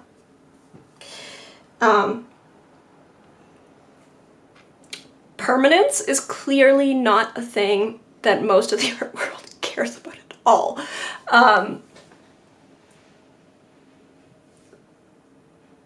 So it's a bit of a silly concept.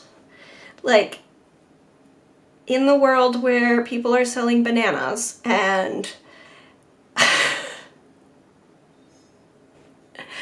half sharks in formaldehyde and collages of various objects and etc. as fine art, whether a blue will be exactly the same blue 500 years from now is sort of irrelevant. Also, the truth is, for most of us artists who are not selling at the millions of dollars for a banana type market, yeah, I can sell pieces for several hundred, maybe even several $1,000s. I have gotten commissions for thousands of dollars. The pieces I sell are of sentimental or otherwise value to the people who buy them and probably not their children. And if they hang it up with decent glass, in, you know, not directly facing, not taped against a window, then maybe when the people who buy my art, who are 30 now, maybe when they're 85, their painting will be a little bit faded, little bit less saturated in spots. Are they even gonna notice? Probably not. Even if I used fairly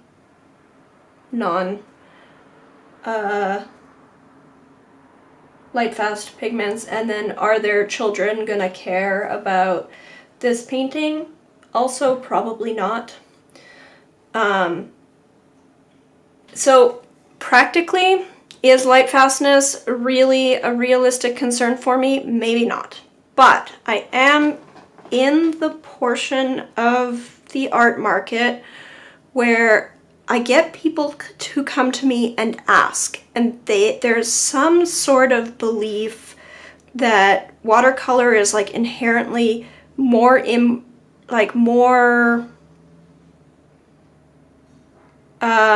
impermanent than other media. And so I will watch the same person buy some resin multimedia thing from another artist across the room and then come to me and ask me about the permanence of my watercolors. And I don't want to respond to that person with, well, you just bought some, you know, computer parts and beads and acrylic paint and resin. I mean, don't know how long that's gonna last. Pretty sure the watercolors are gonna be fine for much longer.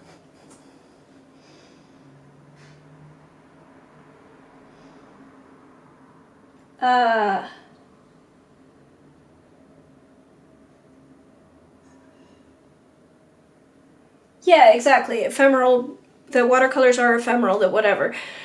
So I don't really want to respond to it by attacking other artists, because that's not the point. Like, I don't think that there's anything wrong with buying a collage that's gonna look a little different in 10 years. Who cares? I have in my own house, I have an oil painting painted with opera rose, and it is in a portion of the house that does get sun. And you know what? If those trees that are painted with opera rose fade, then in 20 years when they're faded, they've actually faded a little, I know they have.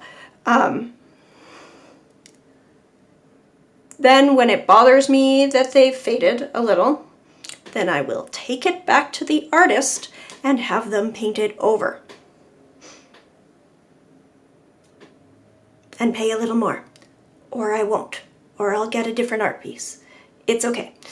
I wanted the pink trees. Doesn't matter what they're made with. They are gonna fade.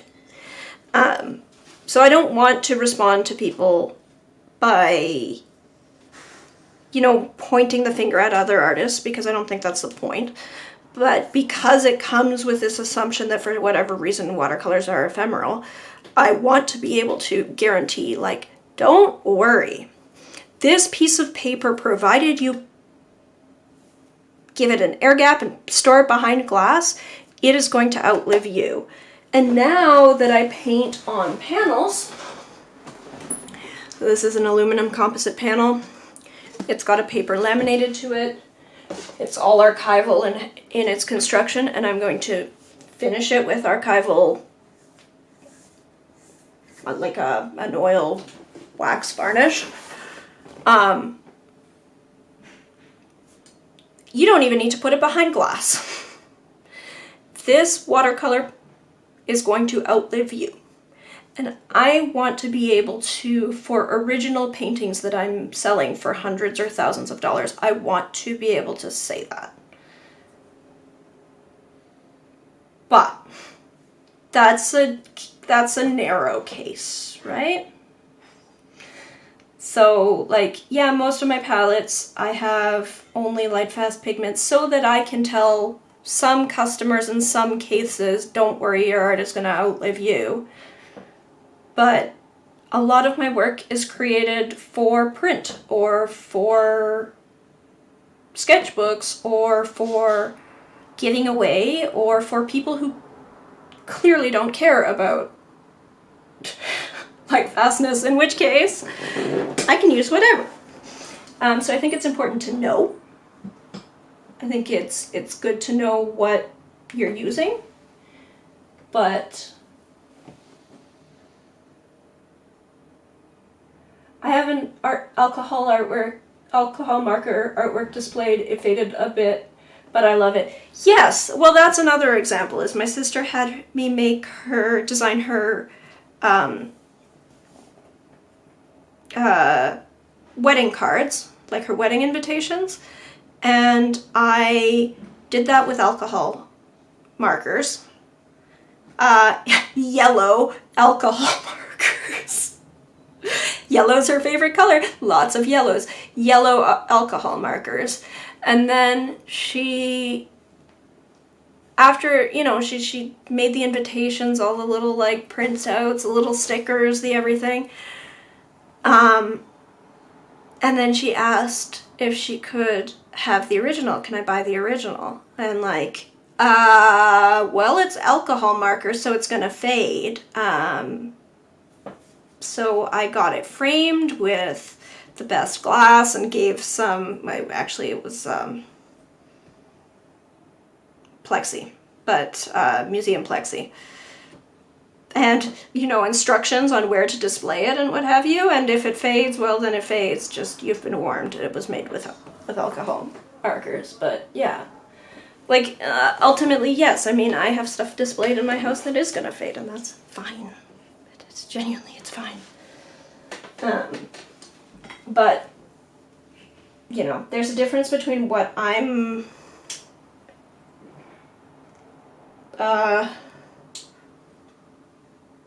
willing to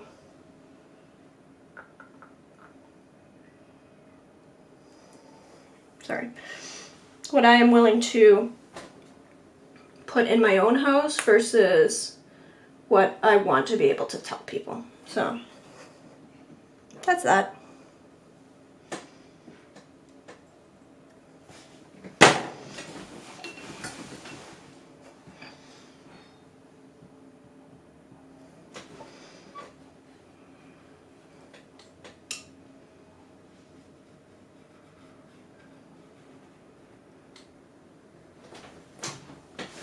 anyway, I very much appreciate things like Sun and Colors to be able to point to and to be able to say like, yes, well, these things are like, not only do they come from the manufacturers with like information about their light fastness, but like we're going a step beyond that, and they've been independently tested, and here you go. Like this stuff's gonna live you, don't worry about it.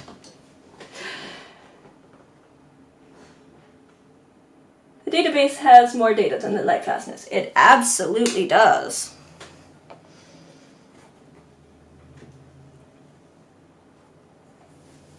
And I appreciate you, and you're amazing. Ooh. Okay, so then this is another one of these. I'm gonna cut this open and pile this in. So this is a very old Amazonite Genuine. So Amazonite Genuine, the newer versions, okay, genuine, haha, genuine. It is not genuine anything. The newer versions have a separation to them that really hints at the how it's made, that it's got a PG7 in it. I have an older version that does not have the same separation. It's very smooth. I don't know what changed. I've had this tube for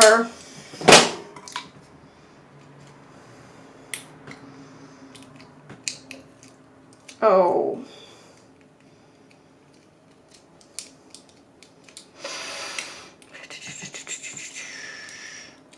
10 years?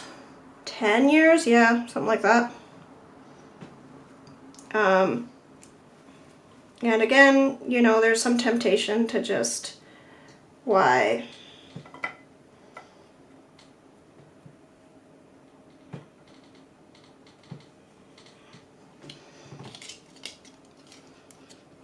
Smell. Yeah. There's a stank that developed in there.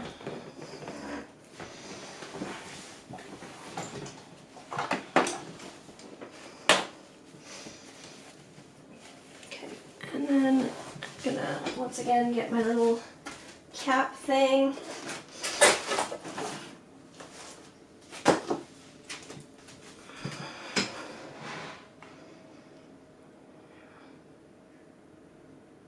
And pour that in there to stick it all in.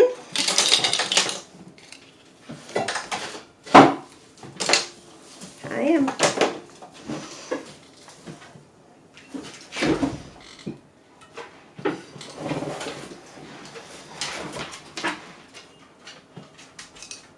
Clean peeling, yeah. Yeah, clean peeling, but not a clean smell by any means. It's sort of got like an eggy smell to it, and not like a delicious baked goods eggy smell, like the bad kind. Anyway, oh, no spilling. No spilling into the next well. No spilling into the next well. Anyway, yeah. It was much cleaner peeling than this one. Okay, there we go. Okay, and then here. So here I have a second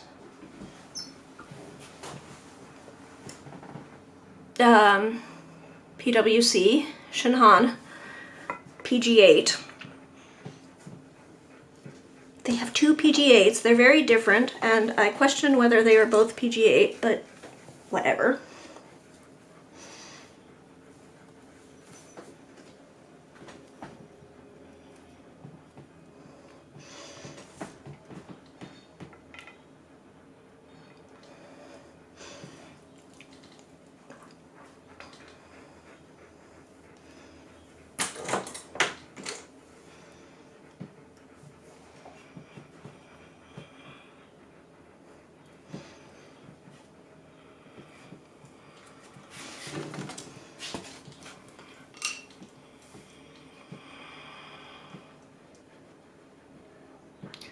So here we have this guy, very different.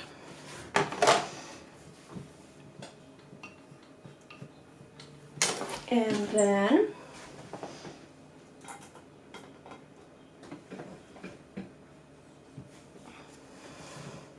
leaf green from Holbein, made with, where's the pigment slot here? PY154 and PG7.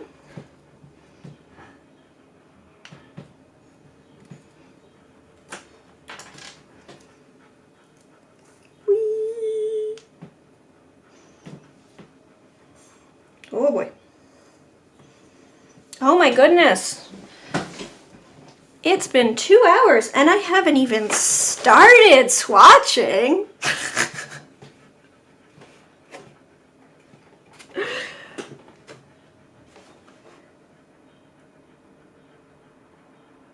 Is this Amazonite? Yeah, so this is the Amazonite.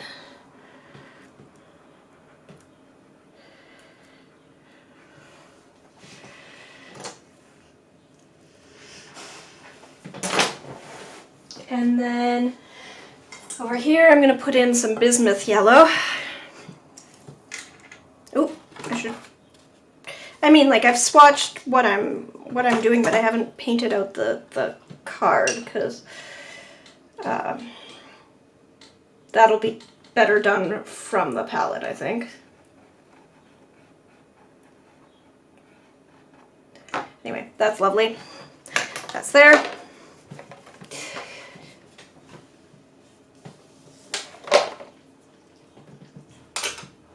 Oh, I got you one better with the 129, don't worry.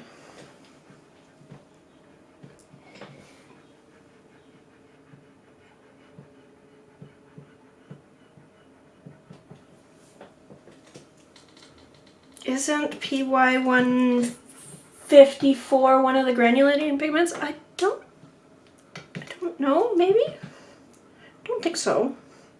I thought PY150, oh, that is smelly. Yuck. Holy, ugh. That one's not an egg smell though. It's like a, yeah, chemically. Nah, there's some egg to it too. Yuck, yuck, yuck, yuck, yuck, yuck. Oh, sorry, off screen.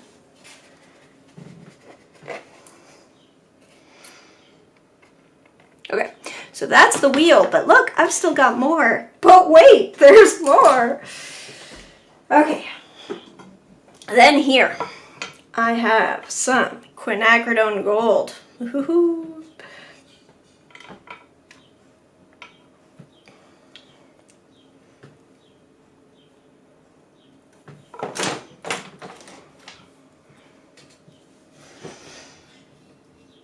PY159 is the granulating yellow. Yeah, so that's a thing that I'm curious about, but as you may be able to tell, I don't really need more paint. So this is quinacridone gold, oh so pretty. Then I also put in a deep scarlet, also from They Who Shall Not Be Named.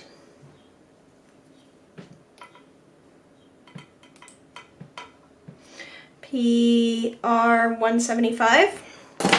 It's like if you ever, this paint is if you ever thought of, looked at Perylene red, Perylene maroon and thought, I like it, but I want it to look more like congealed blood. That's what this paint is. And yes, I have had that thought. Thus I have indulged. Sorry, the quinacridone gold, yes. Yes, this is the real deal. I do have 4 tubes of it. But again, you're not gonna use it if you don't put it in a palette and use it, so no point in keeping it, hoarding it. There it is. That's the genuine deal. Here's another collector's item. Thio Indigo Violet. I have, okay. This is my second tube of this stuff. I do have another tube hanging around somewhere. Of the Winsor Newton variety. I also have nine, I think, tubes of Grumbacher Thio Indigo.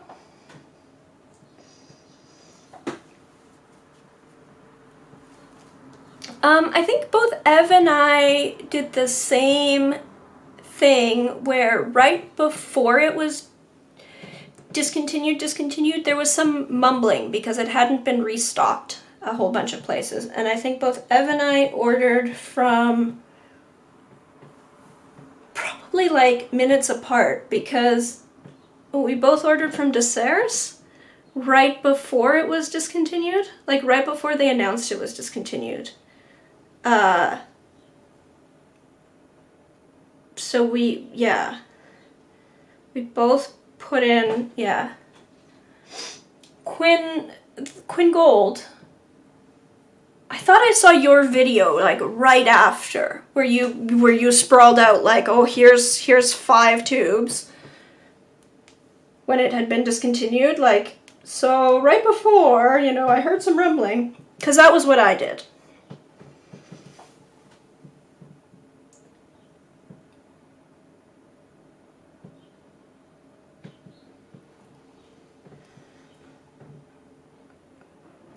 Yeah, so I did actually buy 4 tubes from Desserts, like 2 days before Daniel Smith announced that they were out of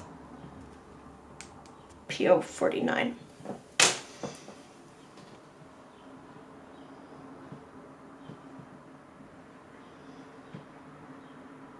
I was stumbling upon a store that had a few and bought them all. Oh, okay, it was a brick and mortar shop though.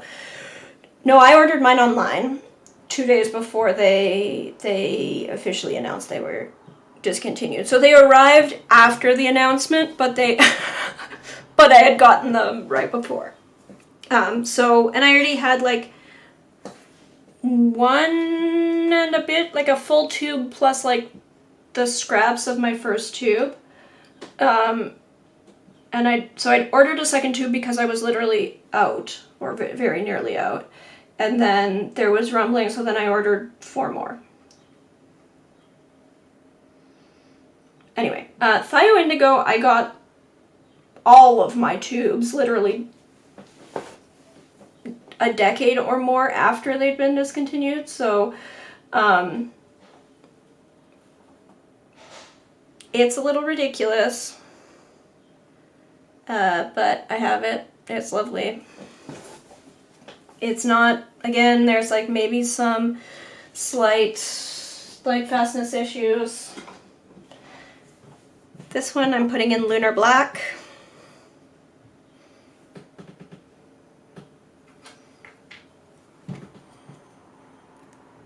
If I can get it to, ooh, well, I mean, it is squeezing, sort of.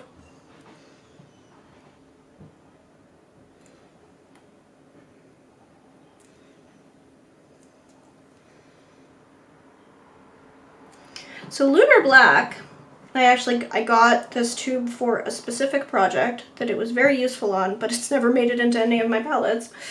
So even though I loved using it for one project, I've barely used it since. So now, here it is. Let's see. Let's add it in here.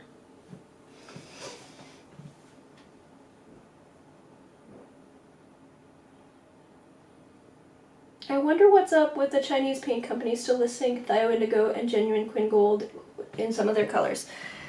Yeah, I don't know. I don't know that Thio Indigo was actually properly discontinued. I know that Grumbacher had it for much longer than, I think the Thio Indigo pigment still does exist. It was never as common. I think it just sort of got supplanted by perylene. It's prettier than perylene though. Anyway, I have replaced it with perylene in most of my palettes because perylene is more light fast. But I like it better. So there we go. Anyway, if anyone wants Thio Indigo, I have lots.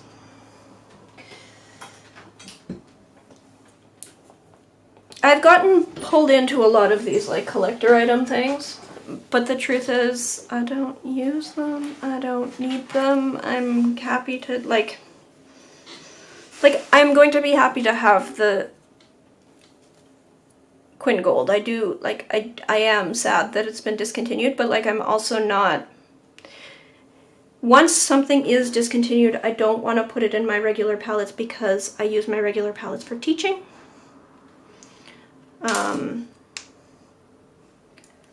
So, well, I mean, I guess now that I have the Roman Schmal palette, that pressure is a little bit off because I'll just use that for teaching. And there's a little bit less pressure on... Okay, I need to poke this because most of this tube is quite fluid, but the very cap end is not. I'm gonna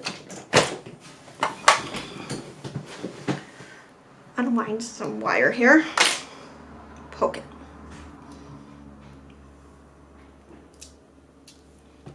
Okay, so I'm gonna use Kors Yinmin Blue.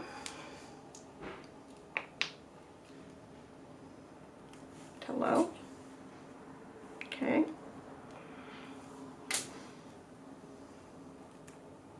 Okay, this is absurd.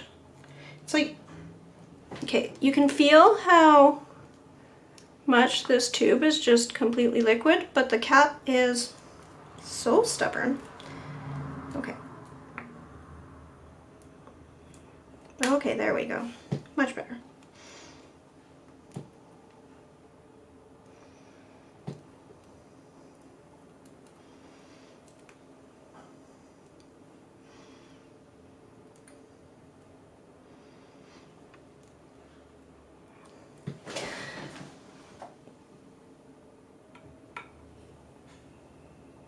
Come on.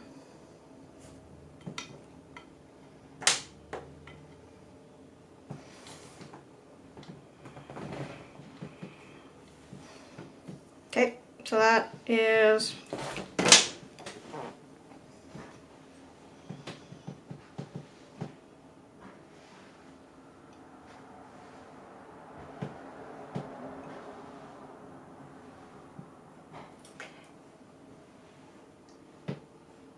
bye, F.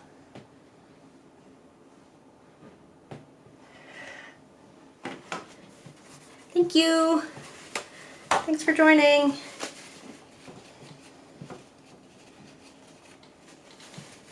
Okay, I'm gonna go add this to the in here. Oh yeah. Oh yeah. Mm-hmm.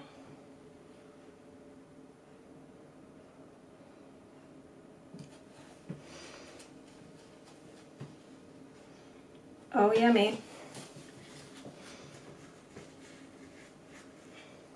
So this is like a special edition Core Labs sample. I don't think they ever released it, but they did have a... You could special order it from Golden. So I got some, and now it's in here.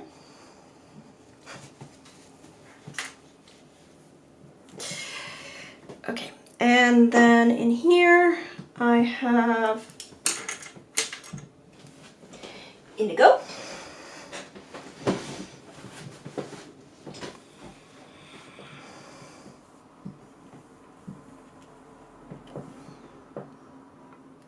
So this is, again, this is Shinhan PWC, so it's genuine indigo.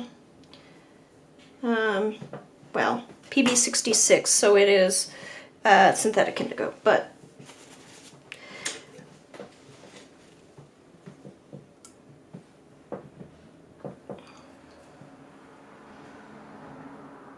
again, lovely pigment, like it a lot. Oh, sorry, let me just move this up, or maybe paint some extra in here. Oh, look at that.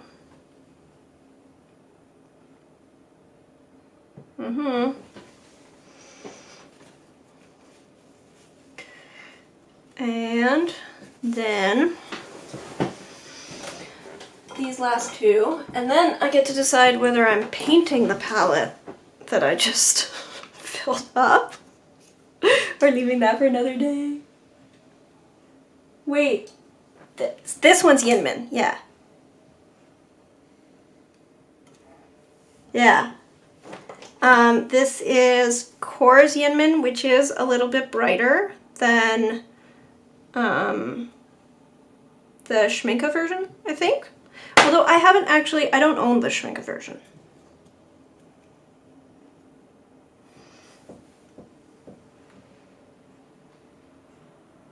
This palette is wild, right? Right? This is just the, like, oh my goodness. I have too many paints. This is the you know your paint collection is out of control when you can build a palette like this. It's so expensive. Ooh, look at all these collector's paints. In fairness, I did not pay the wildly expensive prices for some of these collector's paints. Like, I didn't buy this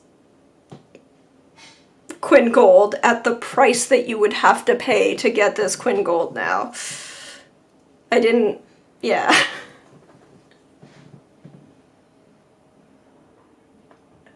It's like when people wear all their diamonds on a random Tuesday. It is exactly like that. It is exactly like that. And I'm going to mix it with my opera, and I'm going to love it.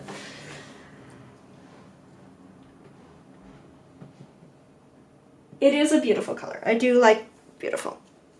It is beautiful. I do love it. This is jadeite. Jadeite, probably not genuine.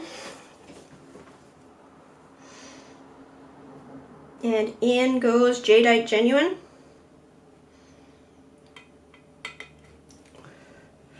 Jadeite made of phthalates and whatever.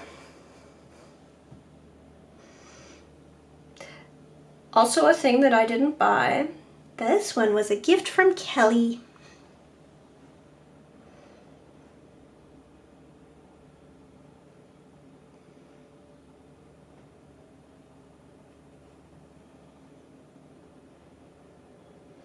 I think right before the Primatech gigantic scandal broke. I was trying to do a no-buy year, and the no-buy year didn't go anywhere, but the no-buy several months did, and I didn't want to buy a thing, but I'd seen someone do something neat with jadeite, and I commented on it, and Kelly sent me jadeite.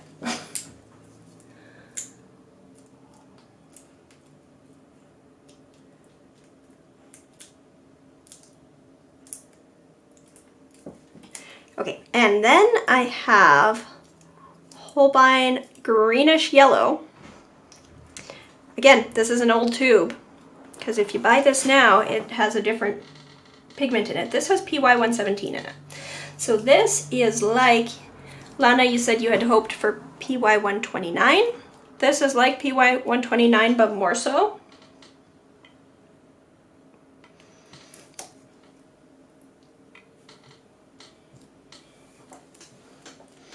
Because yes, this is the wild, like, wear your diamonds with your sweatpants on a Tuesday palette.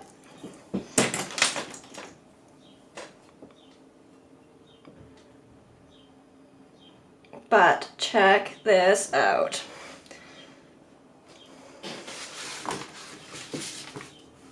Yeah. Mm-hmm.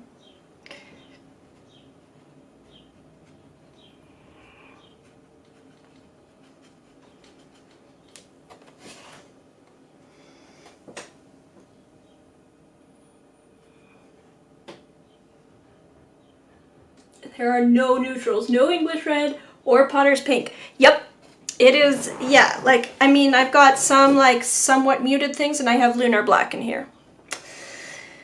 But you know what, I figured if I'm gonna do a color wheel, like, I should do a color wheel, right? Okay, I'm okay with this one instead of PY129. Yeah? Yeah. So that is why there's no PY129 in there, is because there's like PY29 but more so in there. Okay, so next question. I now have this all swatched out, but all filled up, but I don't have it properly swatched out. I made this mess, but then I have this beautiful thing. It has been 2 hours and 16 minutes. I am happy to keep going.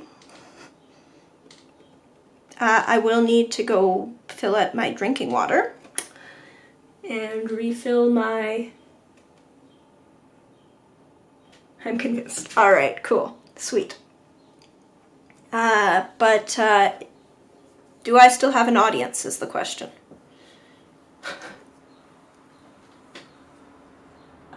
So for me, it's almost midnight. Yes, that's why I was asking. Because I think Box is also on its late time. I mean, I'm happy to keep streaming, but I know that I have viewers who are not in my time zone.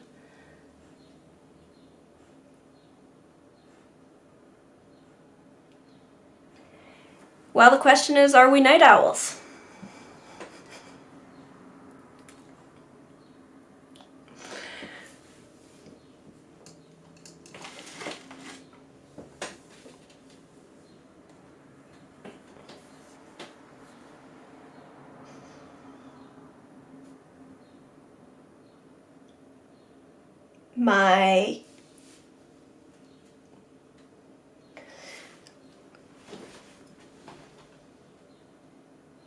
I can do another hour. All right. I still have tea. All right, so I am going to very quickly go fetch myself some beverage and maybe take my meds. And then I will be right back.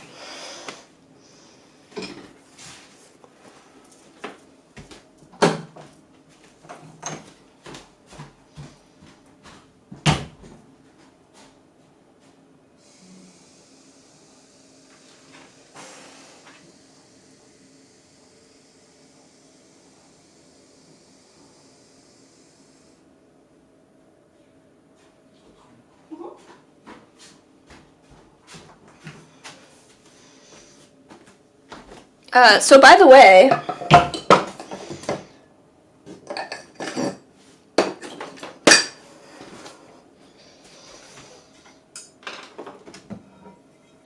Lana, I don't know if you caught this part, but I do have a second one of these that isn't going to be this particular wild selection. So, you know, I am taking suggestions on what I should do with the other one of these things.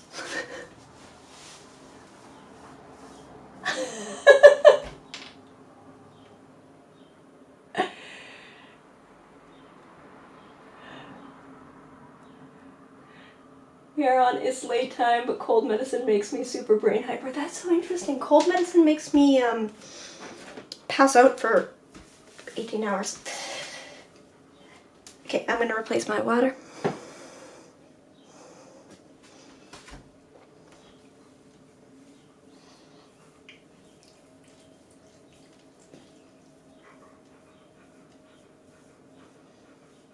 From home makes me fall asleep in a few minutes, but we can't get it here. Oh, okay.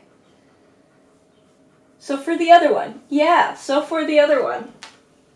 Listening. I'll be right back.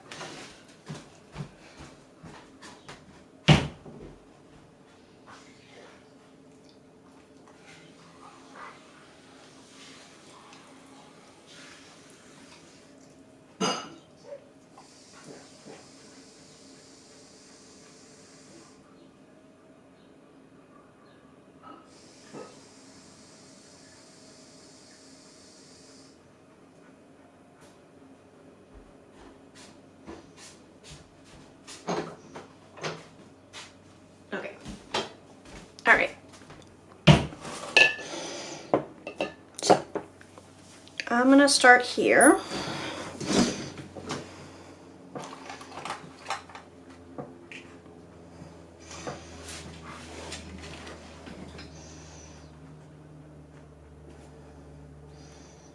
Let's see.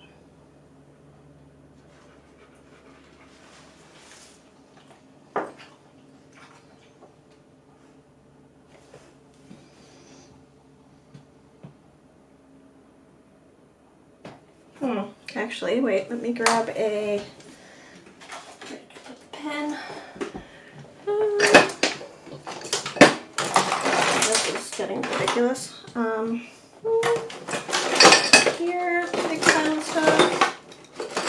Where did I put? Not this pen, the other pen. That pen.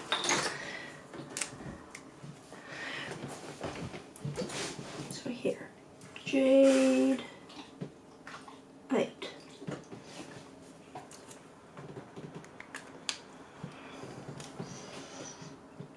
DS.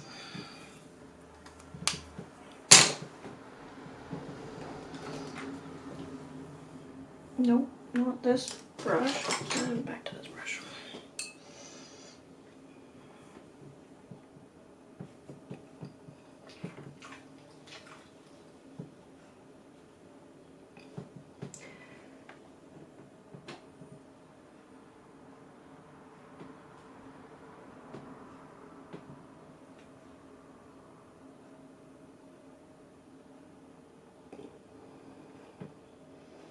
The edges should have muted versions of the primaries that you have in that section, like yellow ochre and burnt sienna in the yellow-orange color, and English red and Caput Morton. Black in the blue corner if you want any, and greens will get burnt umber and something else. I feel very passionate about those corner colors. Okay, yes. Yes, so that was closer to my initial intention with that, with this palette for sure.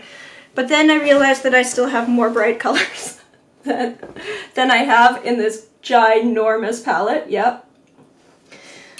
So then I decided to just, yeah, go a bit wild. But yes, for the next one I can absolutely do that.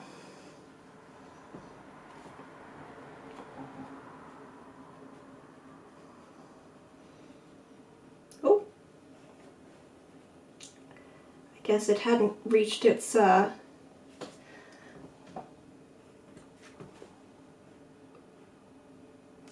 waterproof point yet, this ink. Oops. Or, yeah.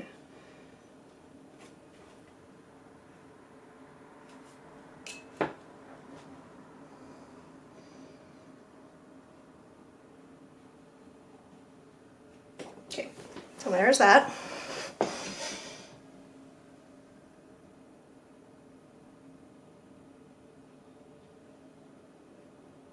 They're like 5 milliliter tube per spot. Yes, they are about 5 milliliters per spot. Which is why, like, I had half a tube or a third of a tube in here, about 5 mils, and it just, it's nothing.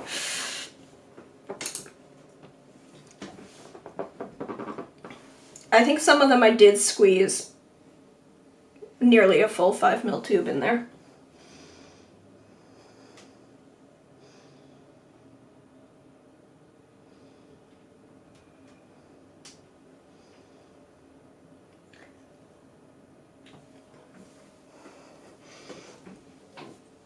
No, I mean, the point is this wasn't really like, whatever. I'm considering, like, do I want to make the other one just more earthy in general?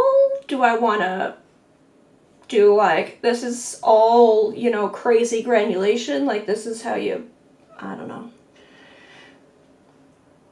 I don't know, so many possibilities. A whole world of possibilities.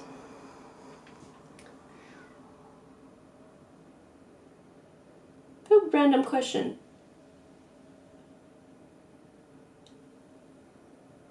Do you see yourself using sparkly paints in your art? I mean, in the past, no. Like this is why I had Amazonite, but then I had amethyst and then I got rid of it. PY117 Holbein, greenish yellow.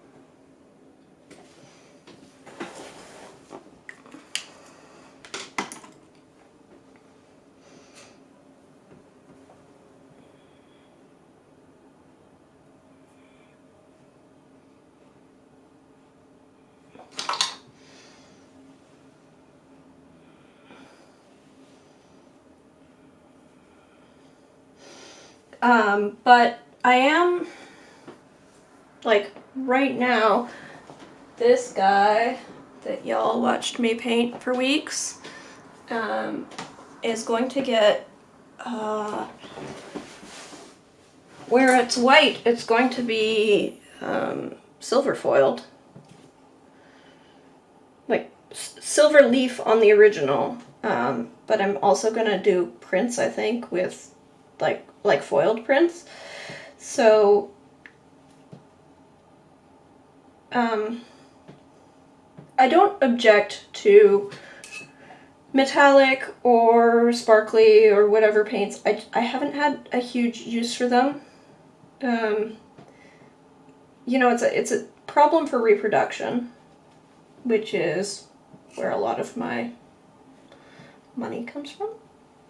And money is important. So, like, for example, for that one, even though I am reproducing it with foiling, among other things, I'm scanning it in with a white background, removing the background, and then having it, you know, added back in as foil rather than, yeah, like, it's... If it was integrated in the thing, it would be a bit of a problem. I have my mom calling me. Wait one moment. Hi, Mom. Hey, you walking your dog tonight? Probably, but I'm streaming right now. Oh, you're still streaming? Yeah, because I have a gigantic palette to fill. Sorry? Yeah, so I'm still on stream. I hear that Arthur heard about my stream and wanted to watch. Did he end up dropping in at all? Hello?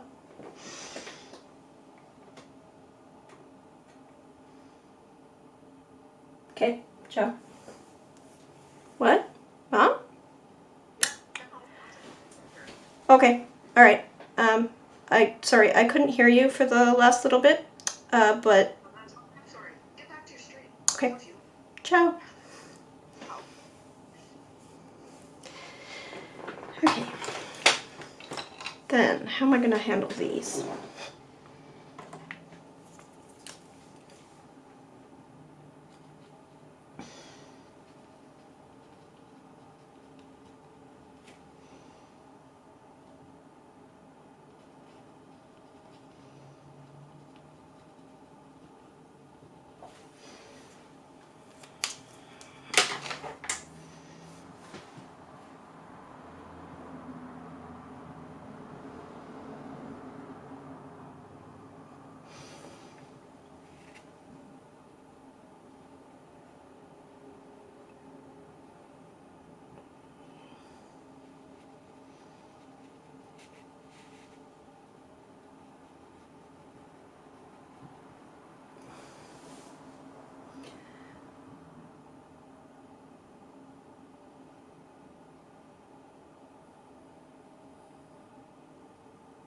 My botanicals are much more cartoony, but a little sparkle in some moss or a flower is magical. Oh yes! Yeah.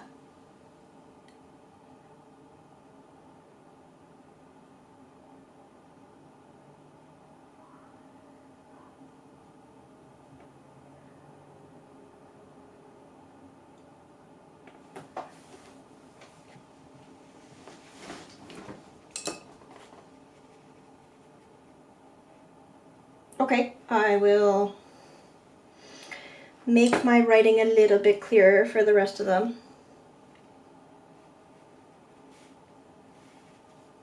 I mean, part of it is the palette is huge, so like it's normal writing, but my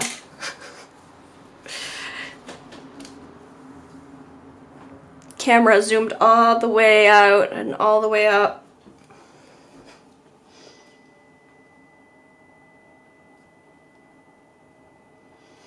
This is Amazonite. This next one is Hooker's Green.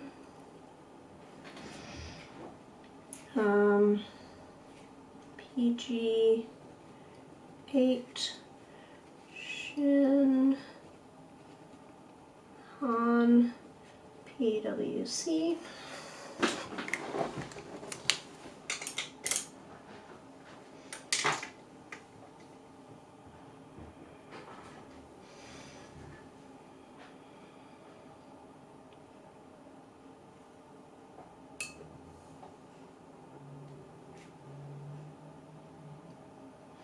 So you know that point when you've squeezed out two paints and they're starting to form a bit of a crust, but they're still really wiggly underneath? And it becomes like extra awkward to paint with them? I'm at that point.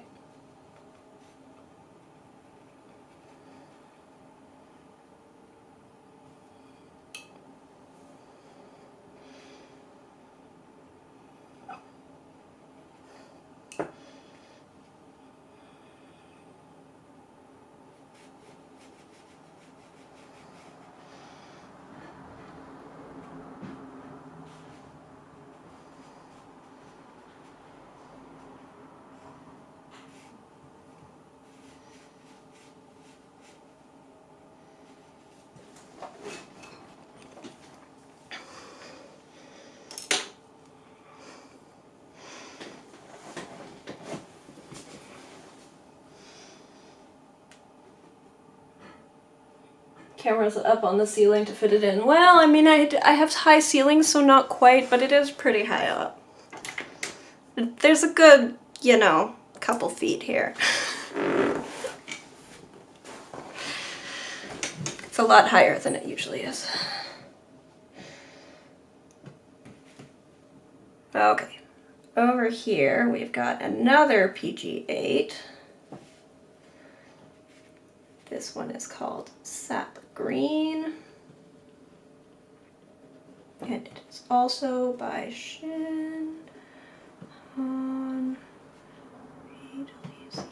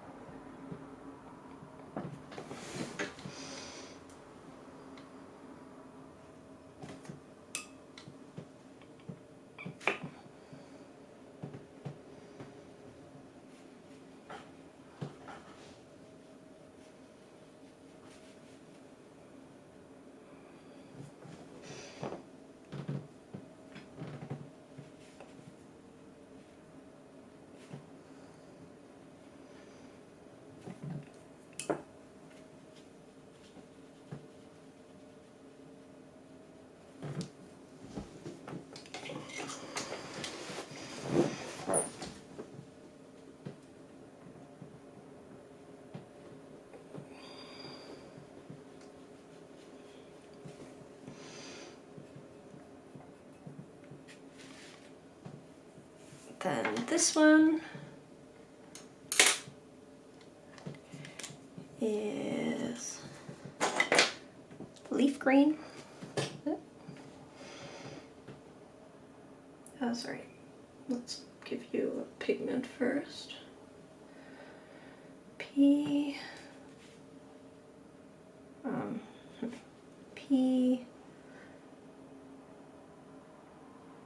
Y154 and PG7, leaf green,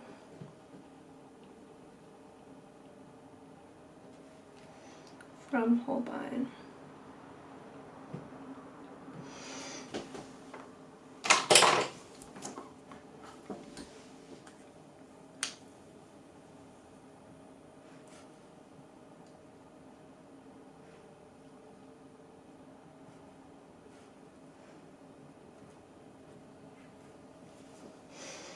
Sorry, you were heading my way? Okay, I was not aware that... Alright, yes. Enjoy your walk. I will see you tomorrow. Bye. Okay, and then this one's gonna go here. Ooh.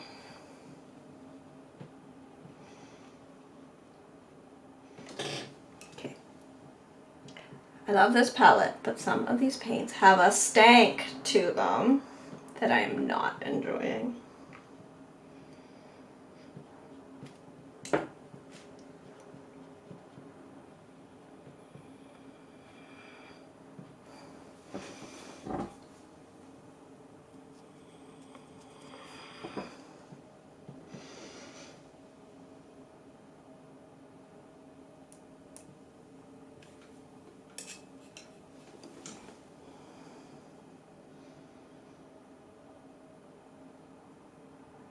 Hope the paints will air out. Yes, so do I.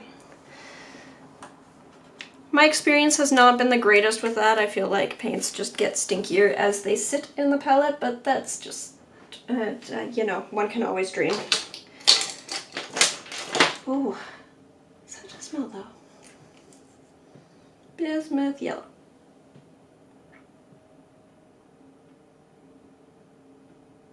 Right, what is the pigment in bismuth yellow? PY 184. PY 184 bismuth yellow. Windsor and New.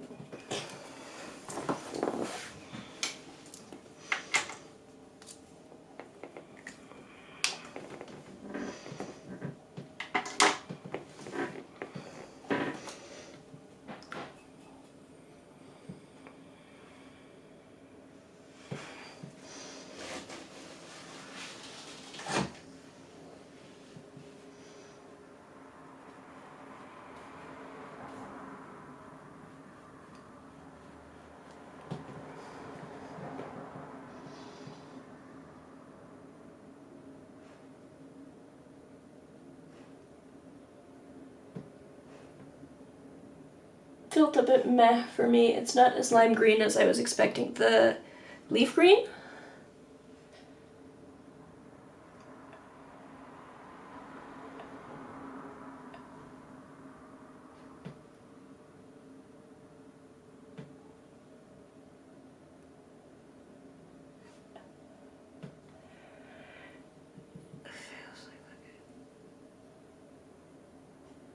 Sorry, the leaf green, yellow green fits, looks like May green in here. I'm a little confused, but sure, yes. It does look brighter in the pan. Sorry, if we're talking about the leaf green does look brighter in the pan than it does in real life. Although it is still quite vibrant. It's just not quite as, you know, punch your face vibrant.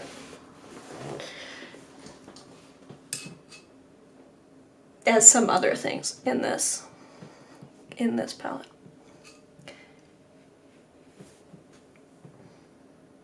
Did I drift on here? Making a mess.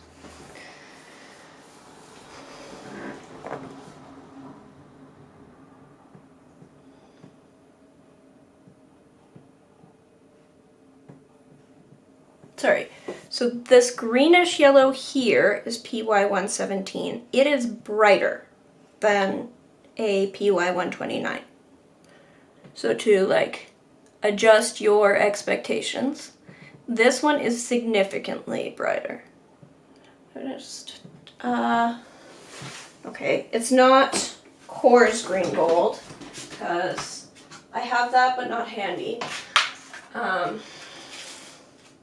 But I do have Winsor Newton's green gold handy. So if I take that,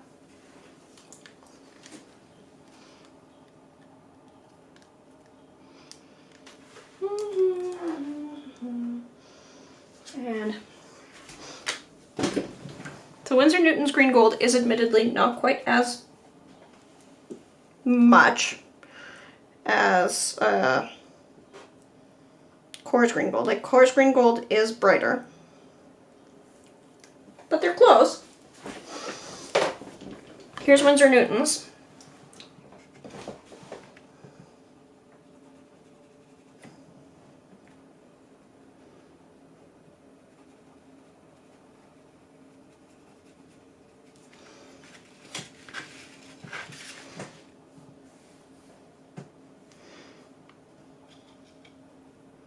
Versus the greenish yellow.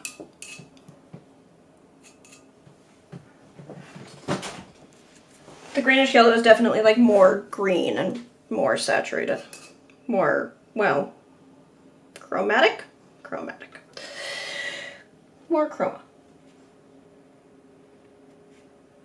And then there's this leaf green, which is like a slightly less in-your-face May green.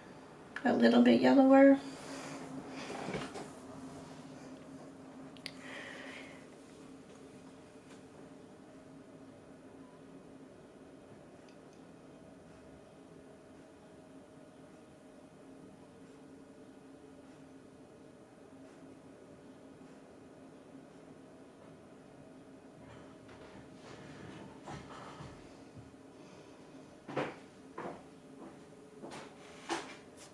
Sorry, I just put it...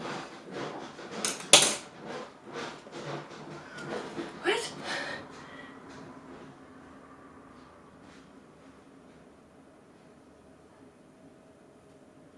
Recap. The leaf green. Looks like it may spring green. Was surprised it's not when swatched out. Yes. Fits that face... You said PY117? Yes, the greenish yellow, this corner, called greenish yellow, is PY117 by Holbein. This is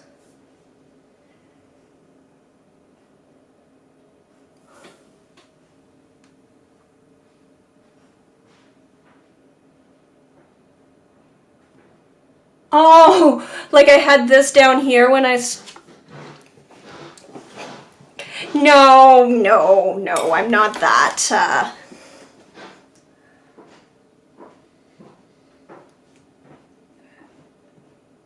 took so long to make.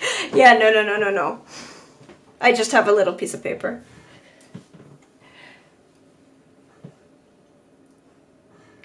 This is transparent yellow medium PY128 transparent yellow medium from Rembrandt.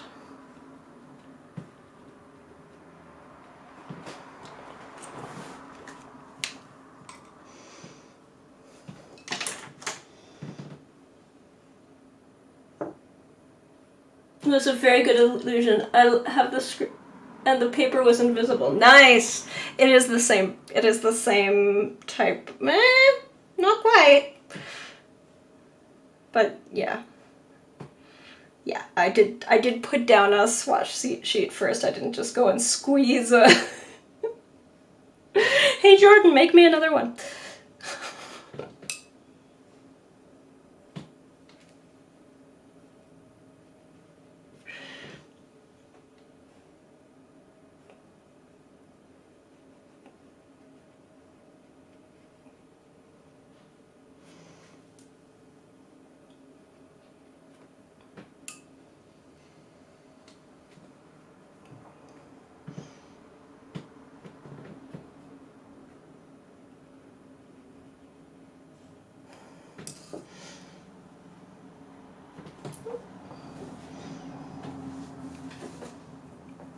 Although I am going to need to put down something for my hand because I feel like I'm dribbling. Okay, I'm going to take some, put this down to water of sorts. Okay, and then here,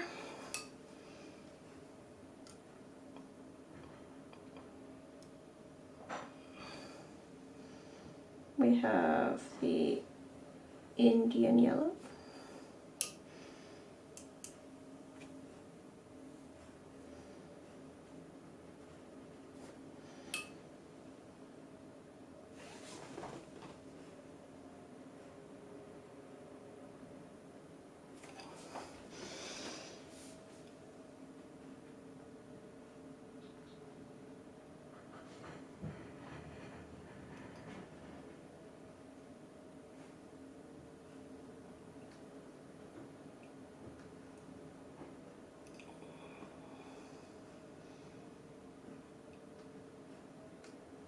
I would have had to ink the top of the palette and stamped a junk piece of paper or traced it or something. Yeah, that's about where I would be at if I had to, yes. I don't have the patience for this kind of rendering. We have discovered.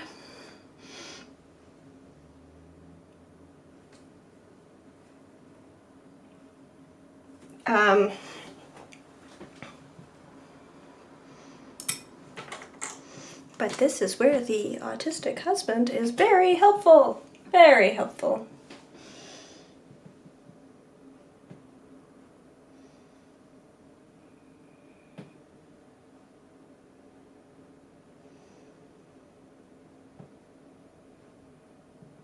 Super cute, fits one of the art trading cards sheets perfectly. Aww. I can't draw a circle with a compass. Yeah. Yeah. Yep.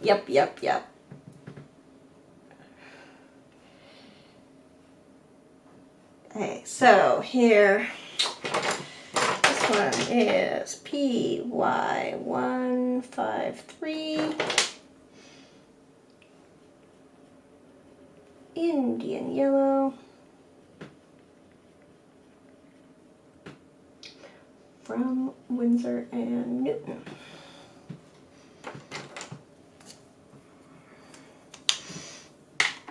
Then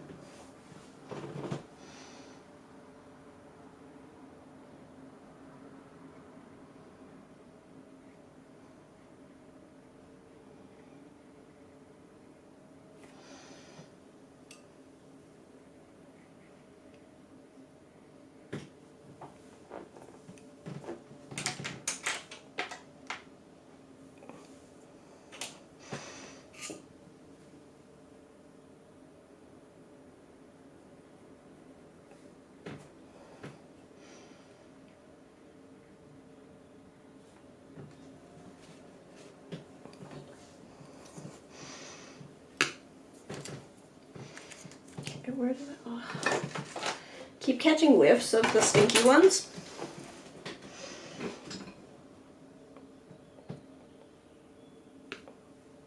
Okay, put this one.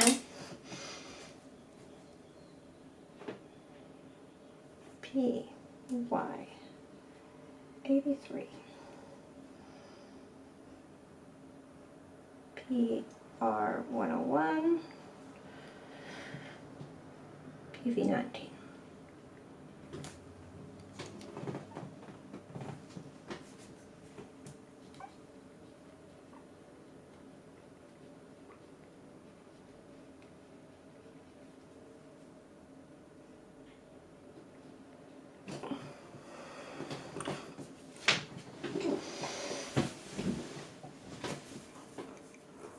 Okay, and then this is PO49. Quinn, Gold, Smith.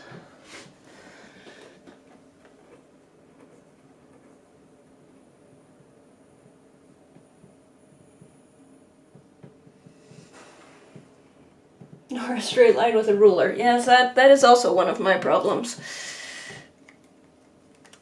It's why I paint plants. There's no straight lines or perfect circles, you know? Just... They're always just slightly off. Makes it look real, organic.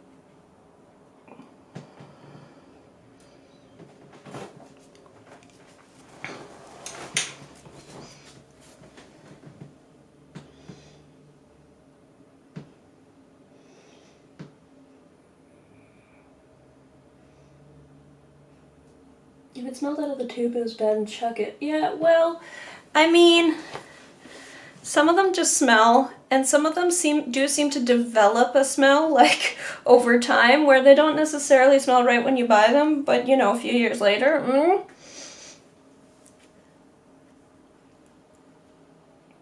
But I think it's, like, the actual pigments in the tubes, usually. Or sometimes it's the, like, if they use oxgall. Oxgall has a smell. PR175. This one is Deep Scarlet by Daniel Smith.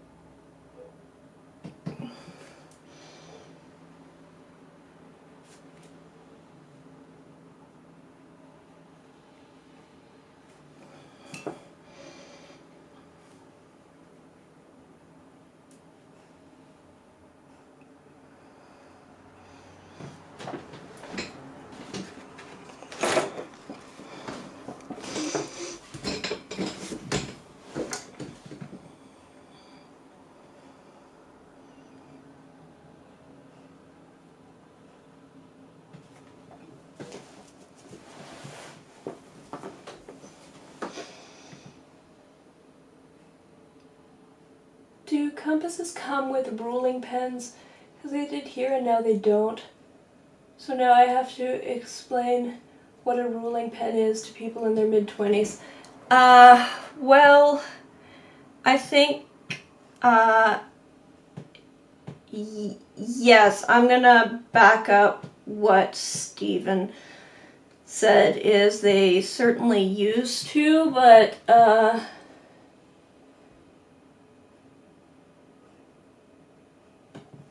But yeah, I think I never really used the ruling pen very much, and then I think most sets don't come with them anymore. I do know what a ruling pen is. I have some, but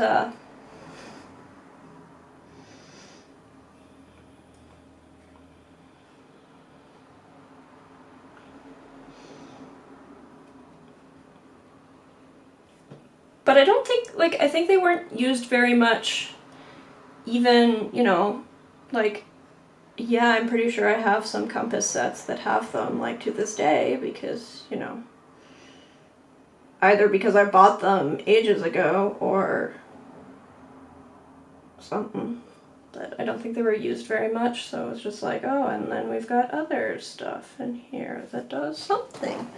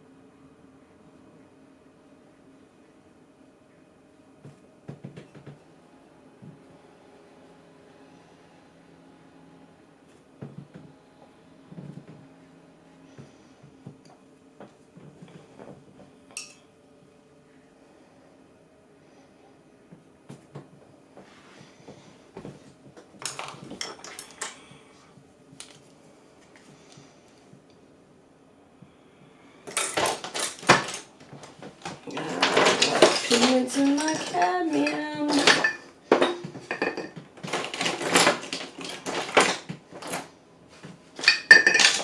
Find the cadmium.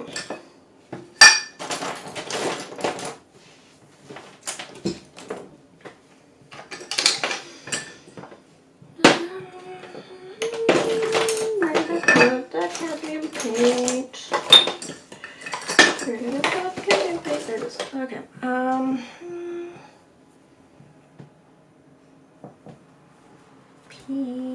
PO20 and PY35. Cadmium orange from Rosa.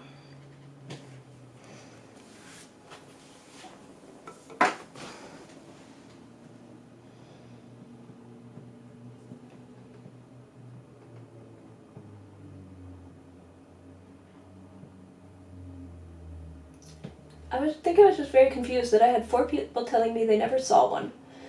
Suddenly I felt old. So back in my day, you had to take a ton of batteries with you because your Walkman it's just a whole set on the way to school. Walkman was better than the mobile CD player, which would get stuck when walking.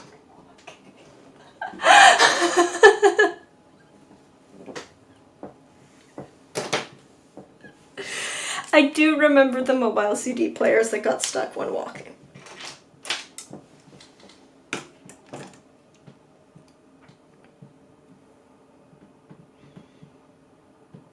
I still have a, like one of the early iPods. An early iPod sitting somewhere.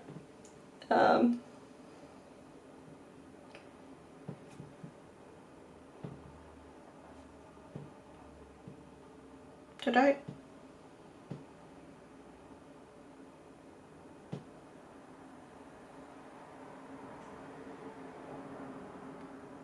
Okay.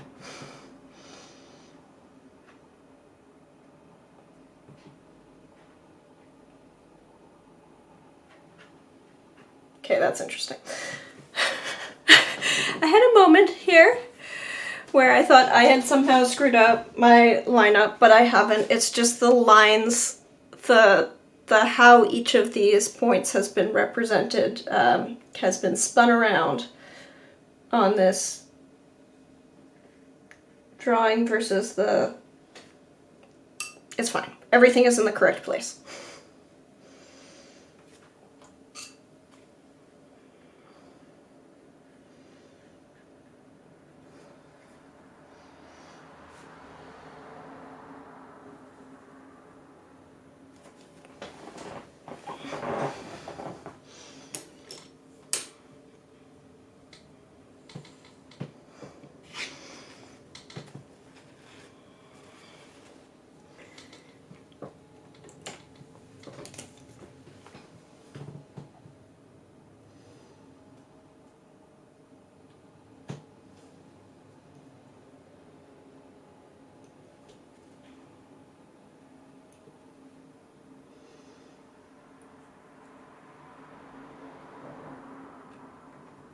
Can't to tiptoe or skip.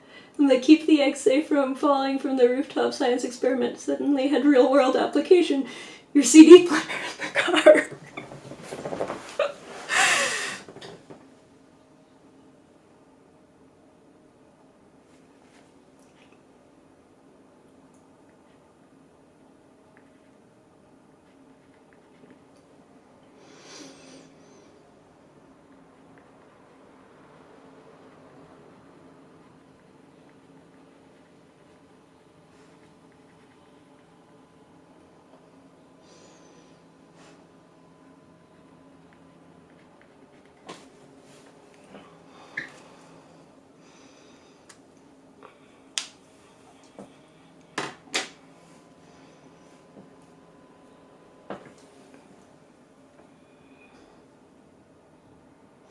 Cranberries was my first CD.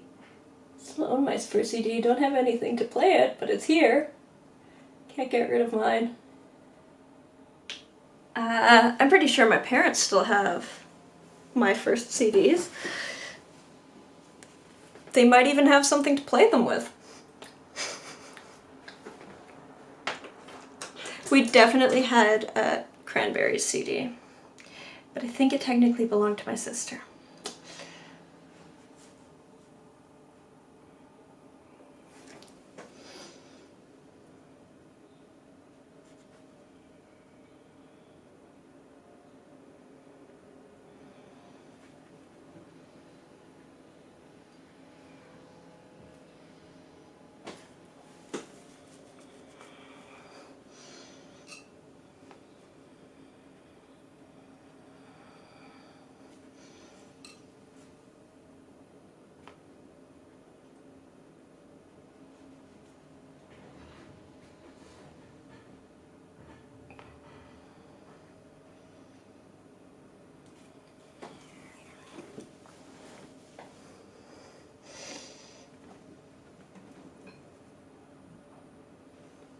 How to use the extender. Fortune.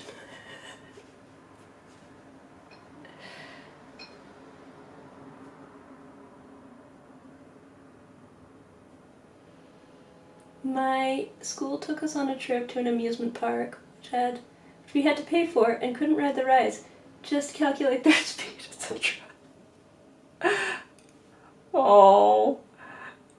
There's a local amusement park that would run the like special science whatever trip, but I think that you didn't have to pay as much and that you did actually get to ride some rides if you went on that trip. My school didn't do the special Canada's Wonderland science trips. We just did like, it's the end of the year and let's go ride some roller coasters trips. Several years. So I wasn't subjected to that terror.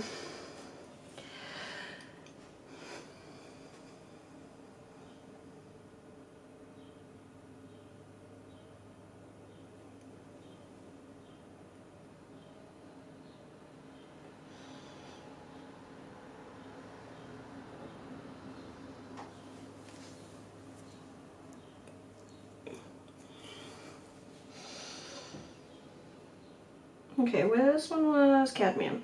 Cadmium, right? More cadmiums. Okay, where did I put my cadmium so I can read what cadmium pigments are? Because I don't have a memory anymore. Smells. Smells. Here. Okay.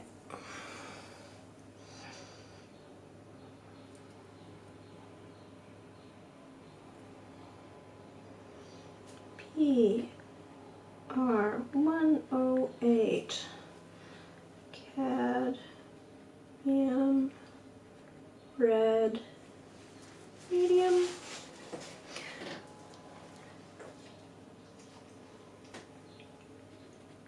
Rose. Delicious. Okay.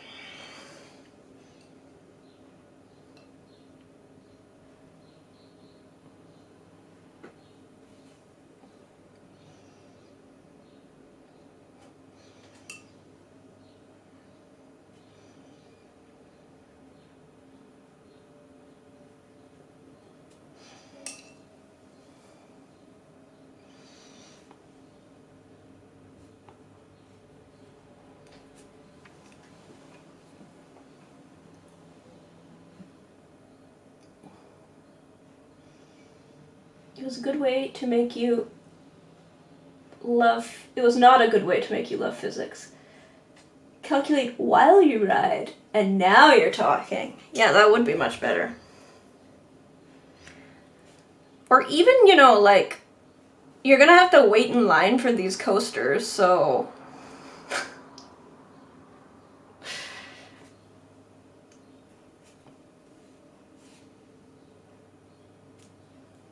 something, add some challenge in there somewhere, but yeah, no, our school just...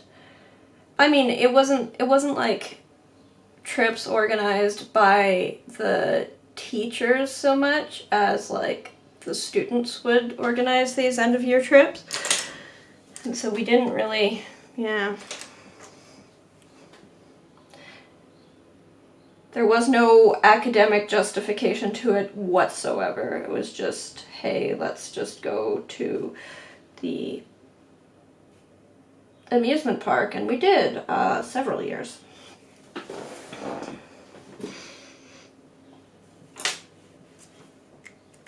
was great. Because we'd be going like on a Tuesday during the school year, the amusement park would frequently be fairly close to empty, so there wasn't much waiting in line.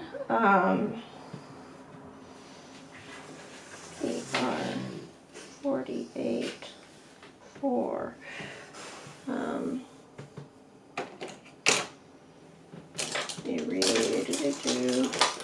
permanent carmine.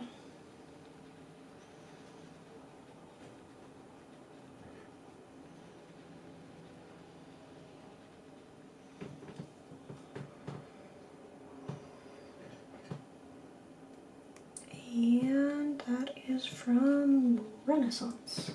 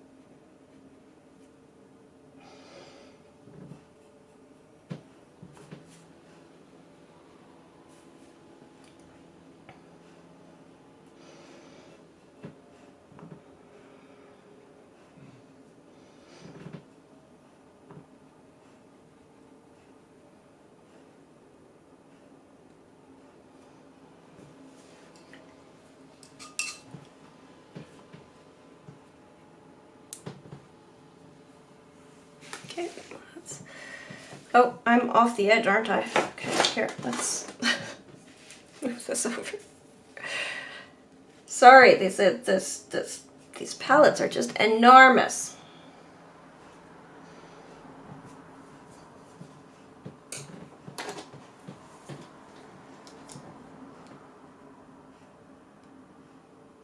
Bill is looking lovely. The colors really are beautiful. Thank you. Alright, so that is matter something, mission goal.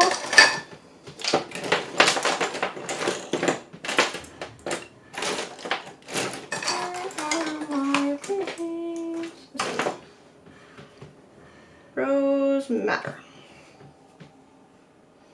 Made with PR 176. PR 176.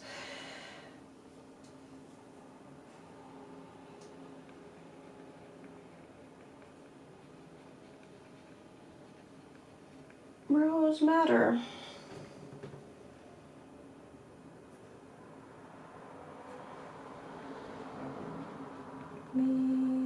Jello mission gold.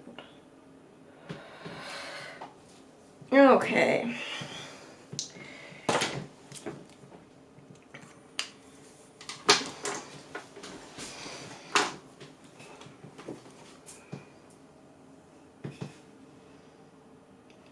Colors are also placed perfectly. I think I'm about to run into the one mistake about my perfect placing, though I'm not so convinced about these. Not this one, this one's correct, but the next two feel like they're close, and they're very different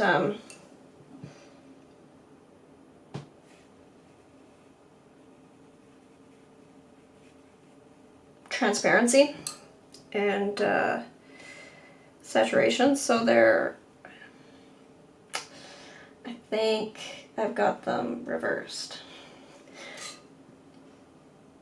The quinacridone and the cobalt coming up. Oh well. If it bothers me enough, I'll scrape them up and swap them and add some little squares in here.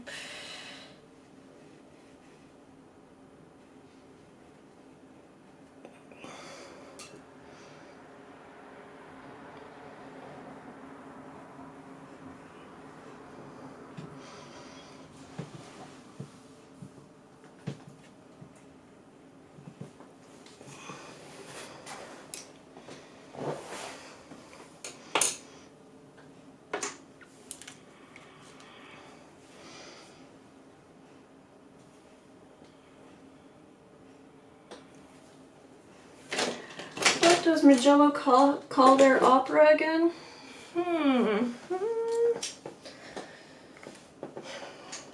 Is it like Bright Opera or something? What's the name? Not this one. I think it's Magello. Magello paint that I spaced out here. Where'd it go? Where did it go?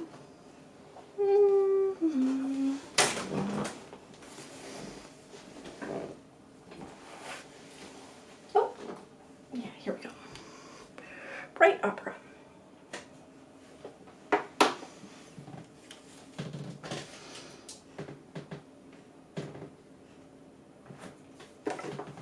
Ooh, today my opera is doing some weird granulation thing. That is neat.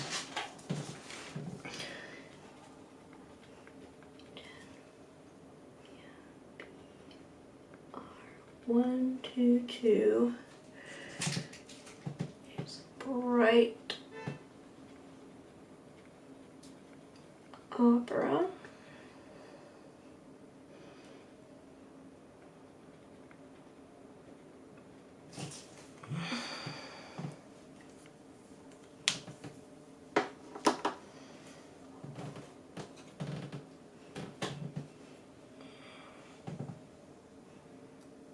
I'm going to delay the inevitable screwing up on my color wheel and paint these. No, I'm not.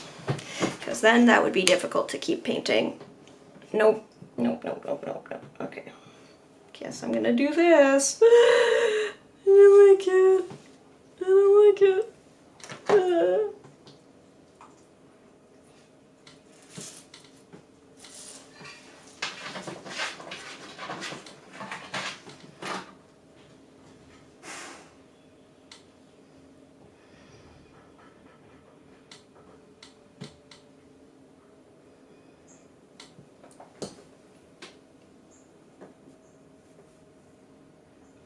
I think you're good.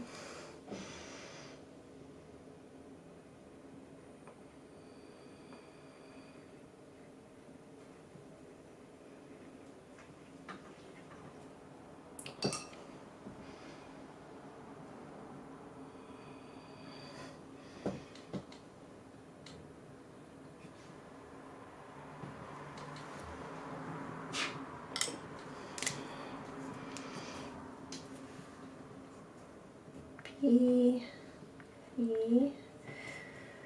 55 Quinn Violet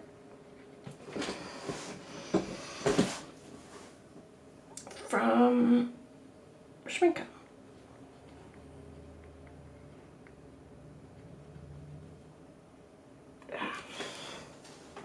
Okay. Then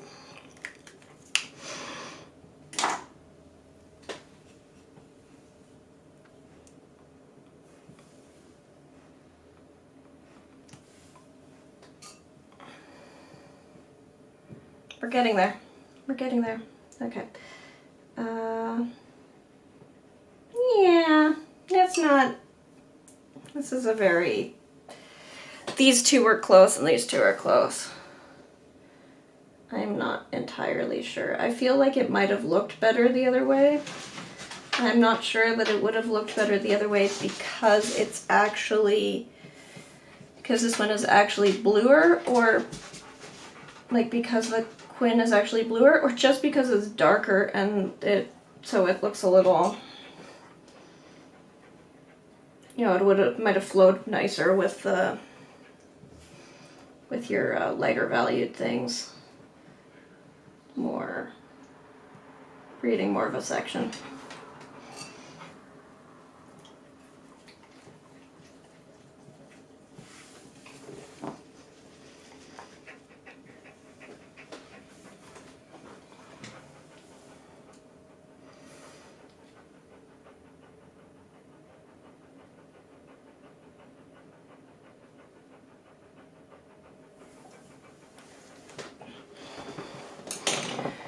It's like PV 62, this one. Let me find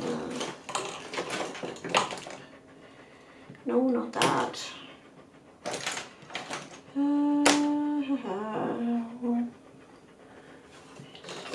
Cobalt Violet Brilliant Light, PV 102. PV 102.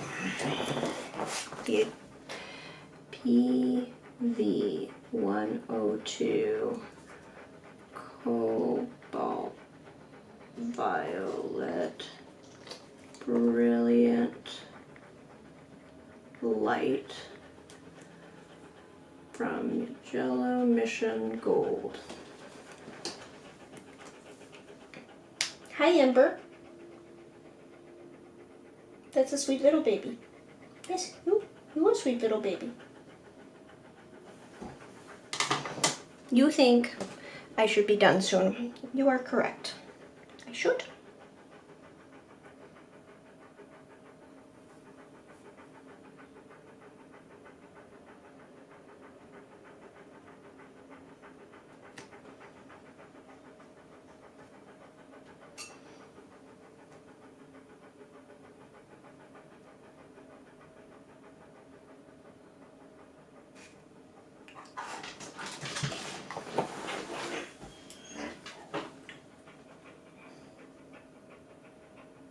They're crazy close to each other. They are, yeah. They're like, they couldn't be more similar or more different in terms of their,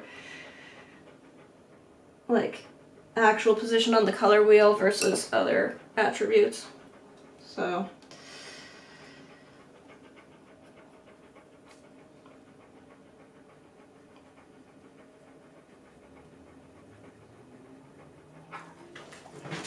hello, Ember. Yes, we love you. We love the Empress. Hey. Yeah. Are you a big happy girl? You're a big happy girl. You want me to go take you for a walk? I know. And I will. Soon. I will do that soon.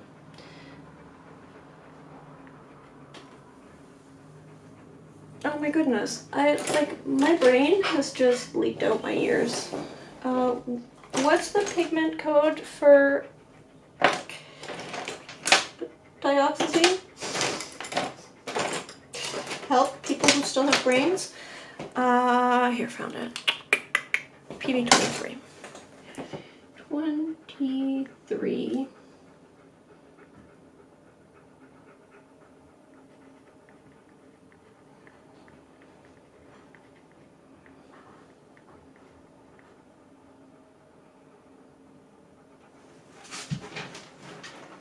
Okay, it's actually called Windsor Violet, according to their label, but I wrote dioxazine, and that is okay.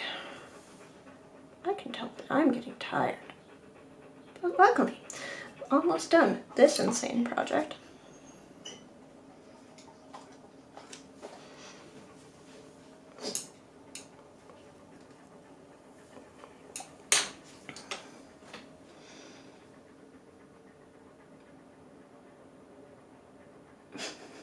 Ignore me. Yeah, I was also about to write 19, so then I was like, no, wait, that's the other one.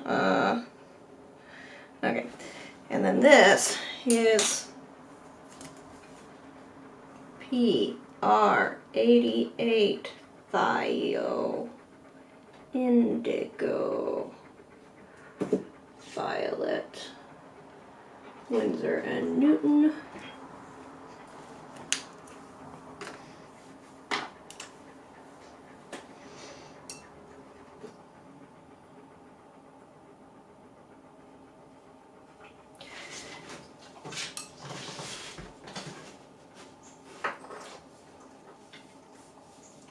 Oh, Amber, you're licking my feet, and it's adorable, but it tickles so much.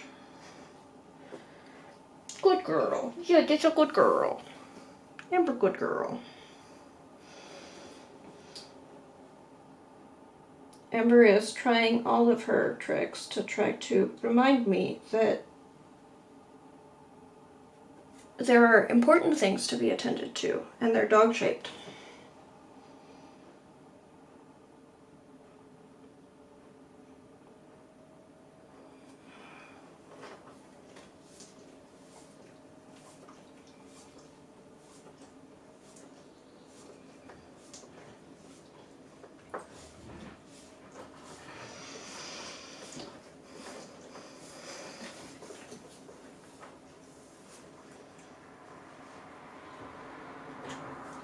I love the rose one for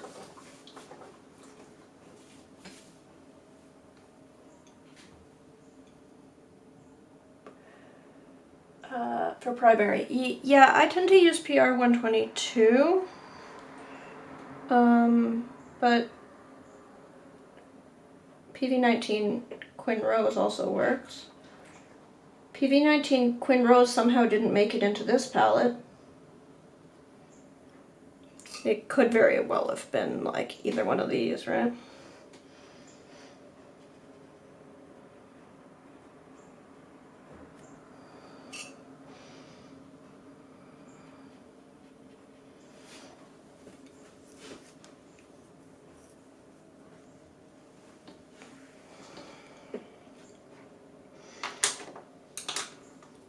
Okay, Lunar Black, what's your pigment number?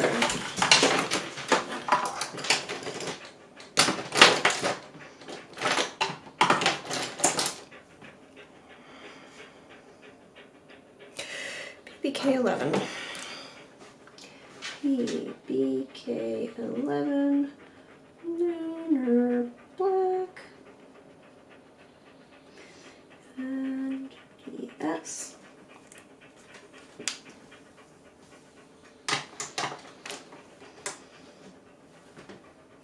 Before I do that though, I'm actually going to go back into here and add just a tiny bit more. Here, get that a little bit darker.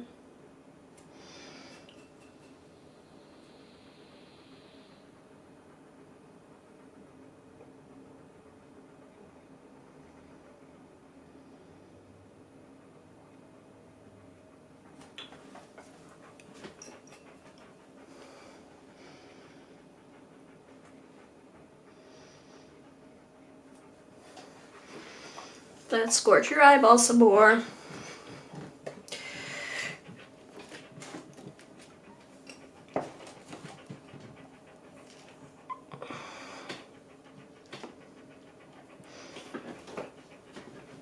It's a very nice little wheel, I agree. Actually, yeah. And then we're going to do the lunar black over here. Almost done. 3/4 of the way done. Too many paints here. Too many paints.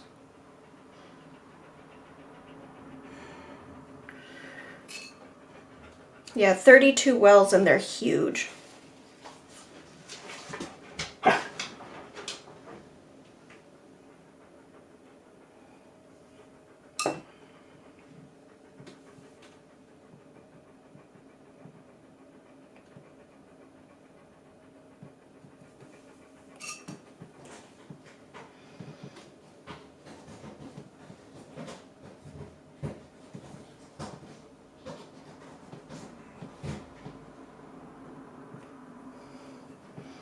What's up, Ember? What's up? Are you being a silly girl? Ember's a silly girl. Ember's so silly. What do we do with silly girls, hmm? What do we do with you? What do we do with you?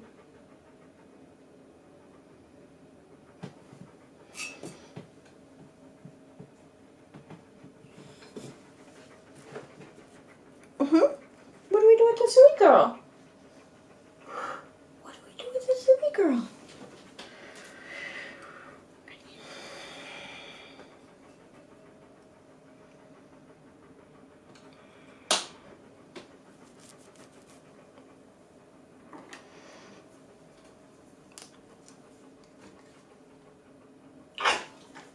You rough, woof, woof, woof, rough.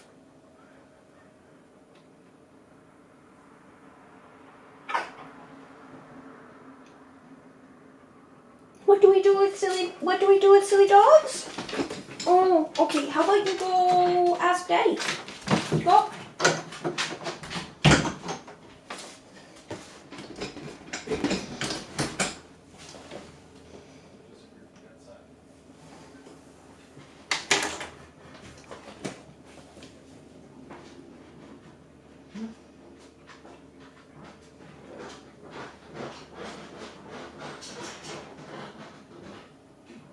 I like the rose. There's a certain one that looks so pretty that I can't do a primary without it. It's totally me. I finished crocheting my scrubby. Ooh, that's cool. I'm glad you've been productive.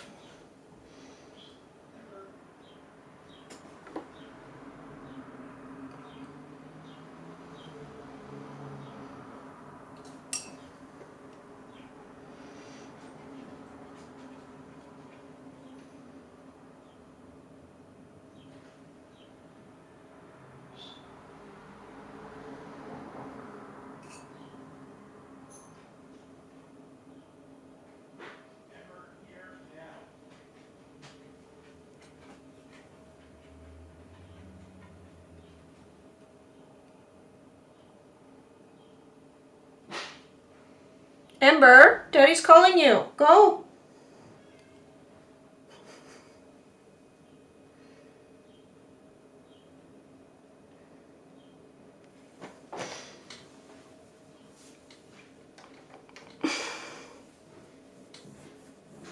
You're gonna get it.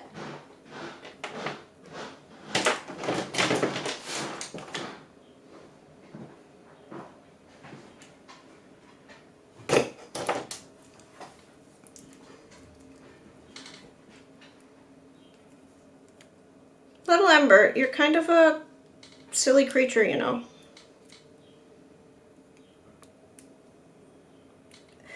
Okay, I have one of the old Schminke Cobalt Violet Hue tubes that doesn't have a pigment number on it. What pigment number am I writing here?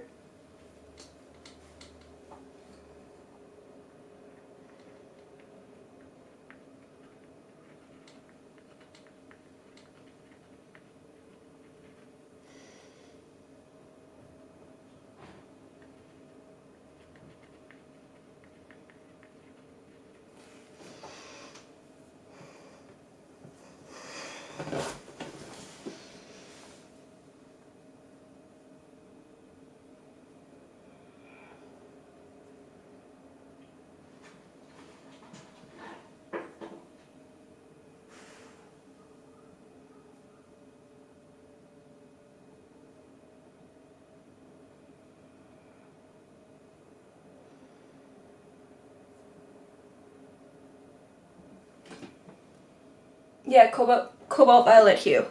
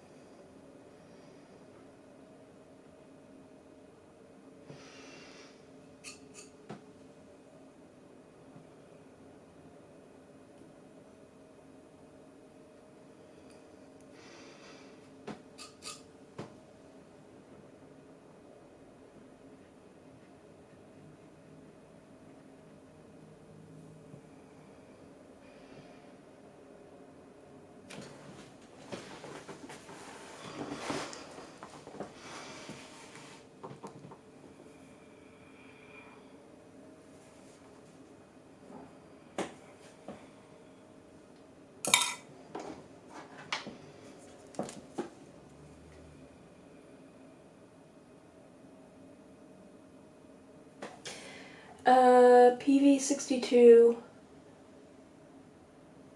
Nope, it is definitely it's definitely Cobalt Violet Hue. It is the new one.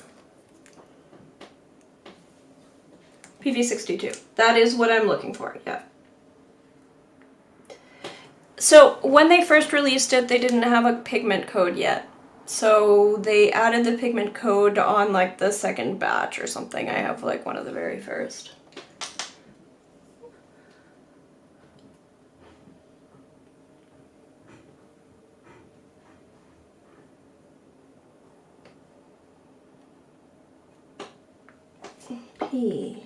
B29. Okay.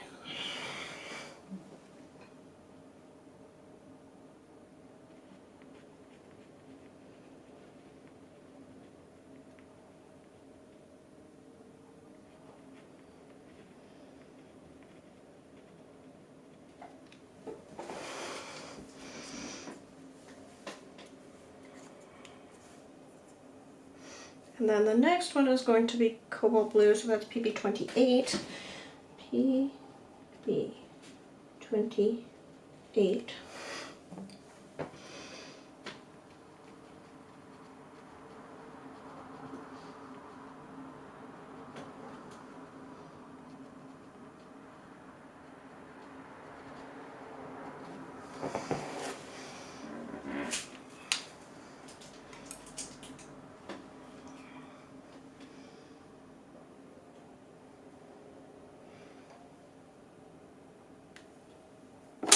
Okay. PV62.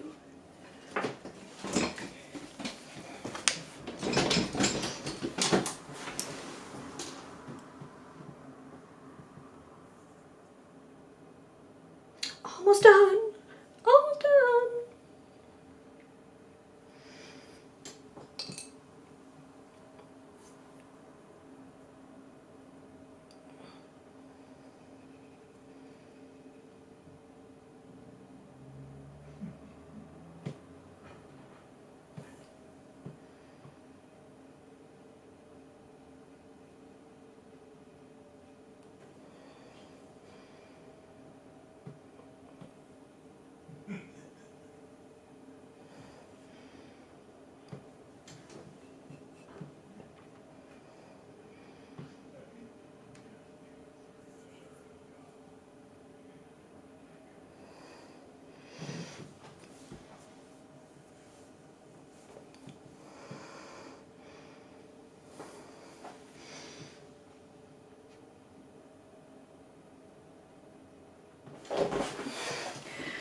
Okay, and then here we have Yinmin. And again, what's the pigment code for Yinmin? Can someone answer before I find it?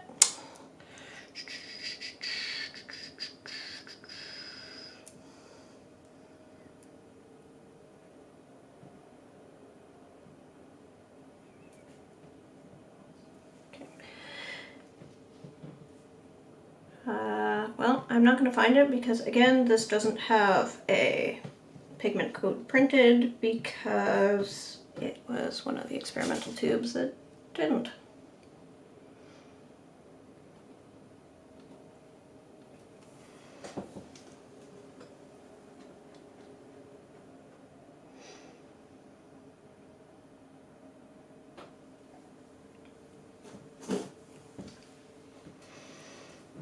Dioxazine is more reddish, but I have trouble with all of these purples. Like, I feel like this would look better with these two reversed, even though I think actually this one's more reddish, but yeah.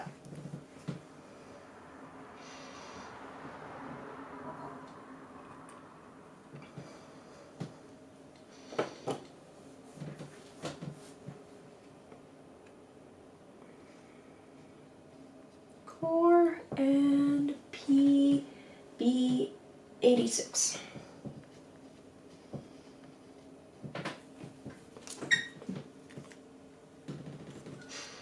Then this one's going to be PB27.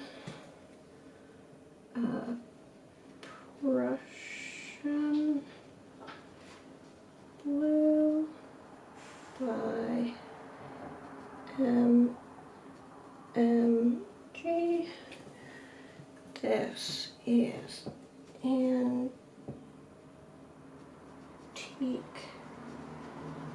sorry, PB17, antique turquoise.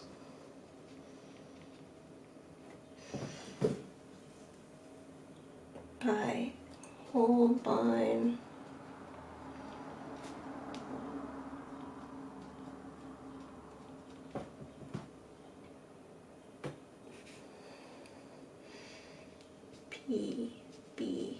PB16, marine blue by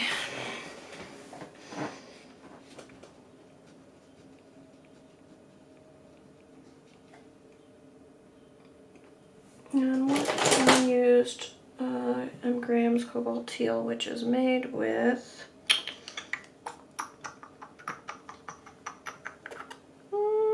PB28. Okay.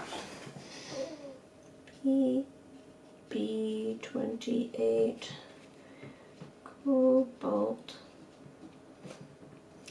Teal.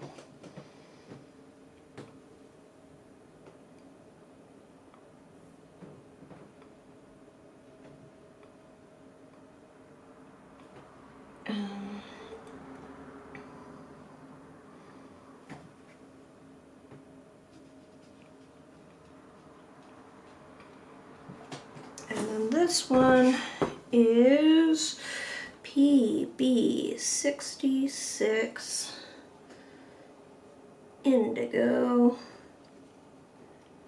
by Shinhan PWC. Okay, so now that I've got all my writing in, I'm actually going to start up here, up at the Cobalt Teal.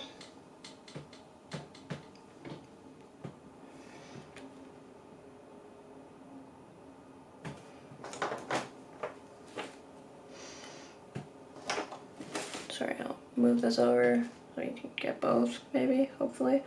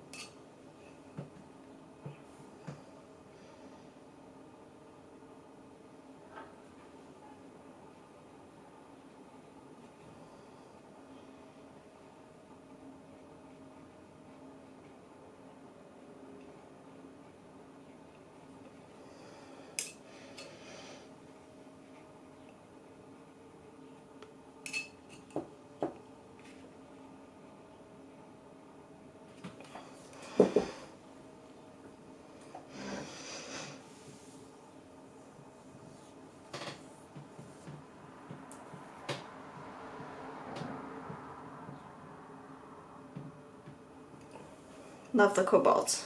Yeah. So this has rather more cobalt and cadmium than my regular palettes. I frequently do put in cobalt teal. That's a common thing that I've used in a lot of palettes, but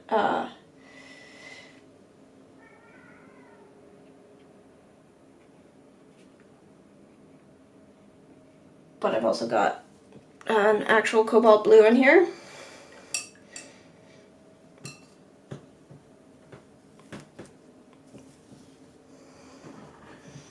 And then, okay, here we go, I take turquoise.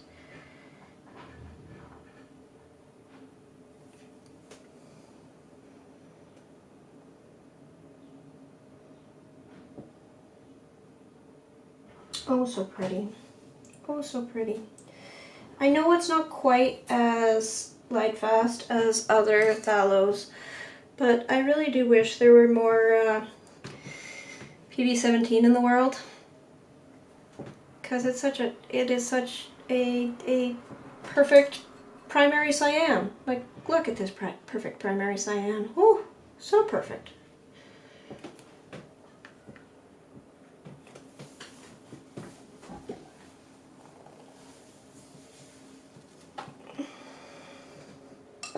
Okay, and I'm still picking at this because I want this to be nice and saturated, and it keeps on escaping on me a little. It's not giving me quite what I want. Okay.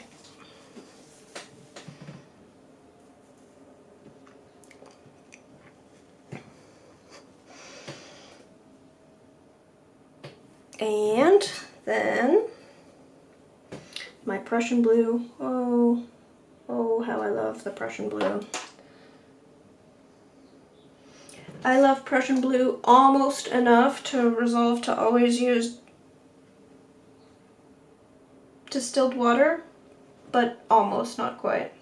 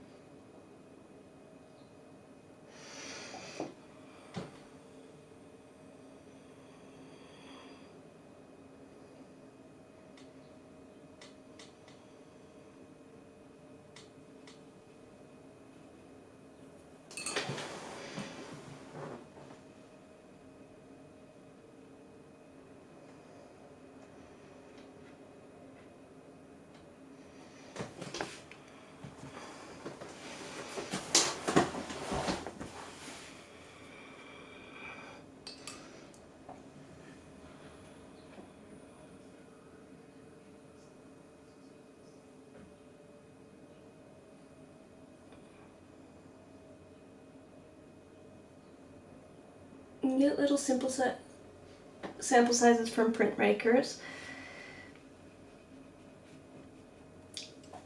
It didn't sell as much as Golden and Schmincke hoped and won't go into their regular lines. Yes, that was certainly my understanding from Core. I don't actually have the Schmincke one, and yeah.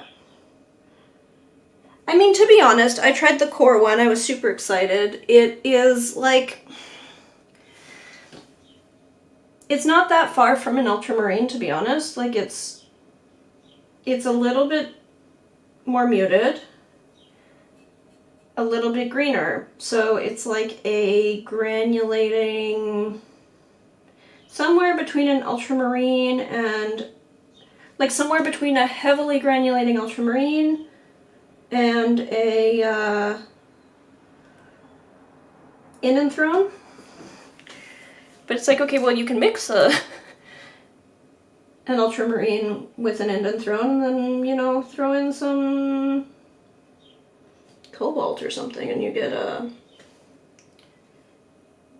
this. It's not, it doesn't, yeah, I don't think it really makes sense for the price. It's pretty, but it's not.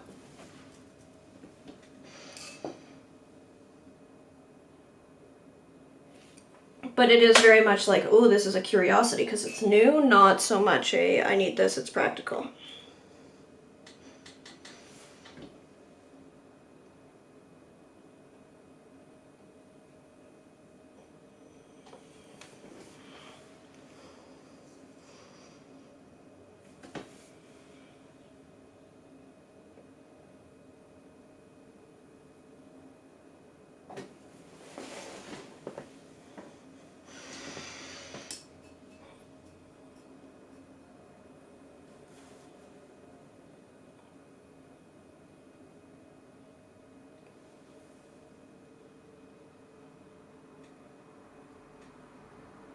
All right, and here we have our indigo.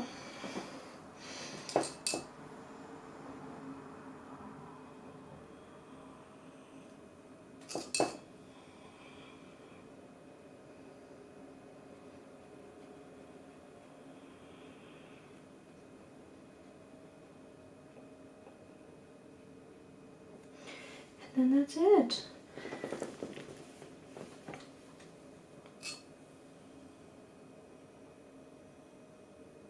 I'd also forgotten just how, like, sticky it is, this Yinmin. Like, and keeping in mind that this is a core paint, so usually it would be, like, blasting its way across the... Like, it's an Aquazol. Aquazol makes things just... Well, Aquazol and their synthetic Oxgol just makes things just, like, blast their way across the... paper in most pigments, and it's definitely not doing any blasting. It's like it does not want to move. So, oh, and I can't even paint inside the lines anymore. Also, my pets are chasing each other around. I think this is really and truly, we're calling it. It's time. Hi, Ember. Yes, I heard you. Yeah. You're silly. Did you know you're silly? You're silly. That's a silly dog. Okay. Anyway, so this, here, let me just move this in so we can see the whole sheet. That's the whole sheet. Look at it. So pretty. Can I move this up just a tiny bit? Yes. We're gonna go outside. Ember's gonna go outside one moment.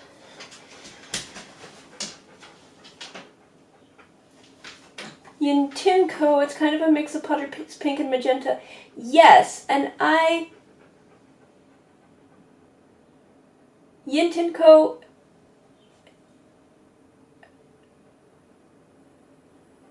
Yeah, well, I mean, I could use... Like, I love Potter's Pink.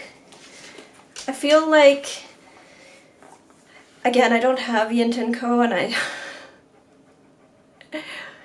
I look at my paint collection, it's overwhelming, and I don't hardly want to add more, although, you know, it's tempting.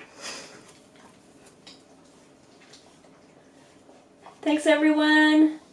Potter's Pink is higher tinting? Okay, I give up. Nope, Potter's Pink is what I want.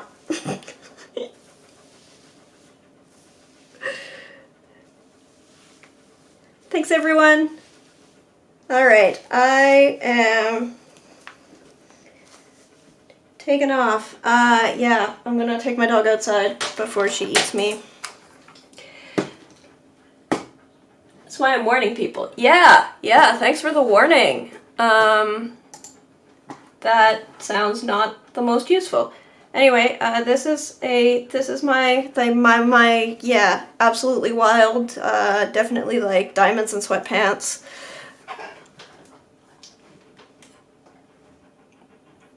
Palette. I will have lots of fun with it. If you want this mega palette, I've got the Amazon link in the description. It'll also, you know, in Amazon affiliates, help me get my vlogging camera. For anyone in the States who doesn't already have two of these, but I believe, Stephen, you've already got two of these, and everyone else is not in the States, so, or even in Canada. And I think that actually Amazon.ca has them for more reasonable prices now. It used to be a lot cheaper to get them from the American site. Bye-bye.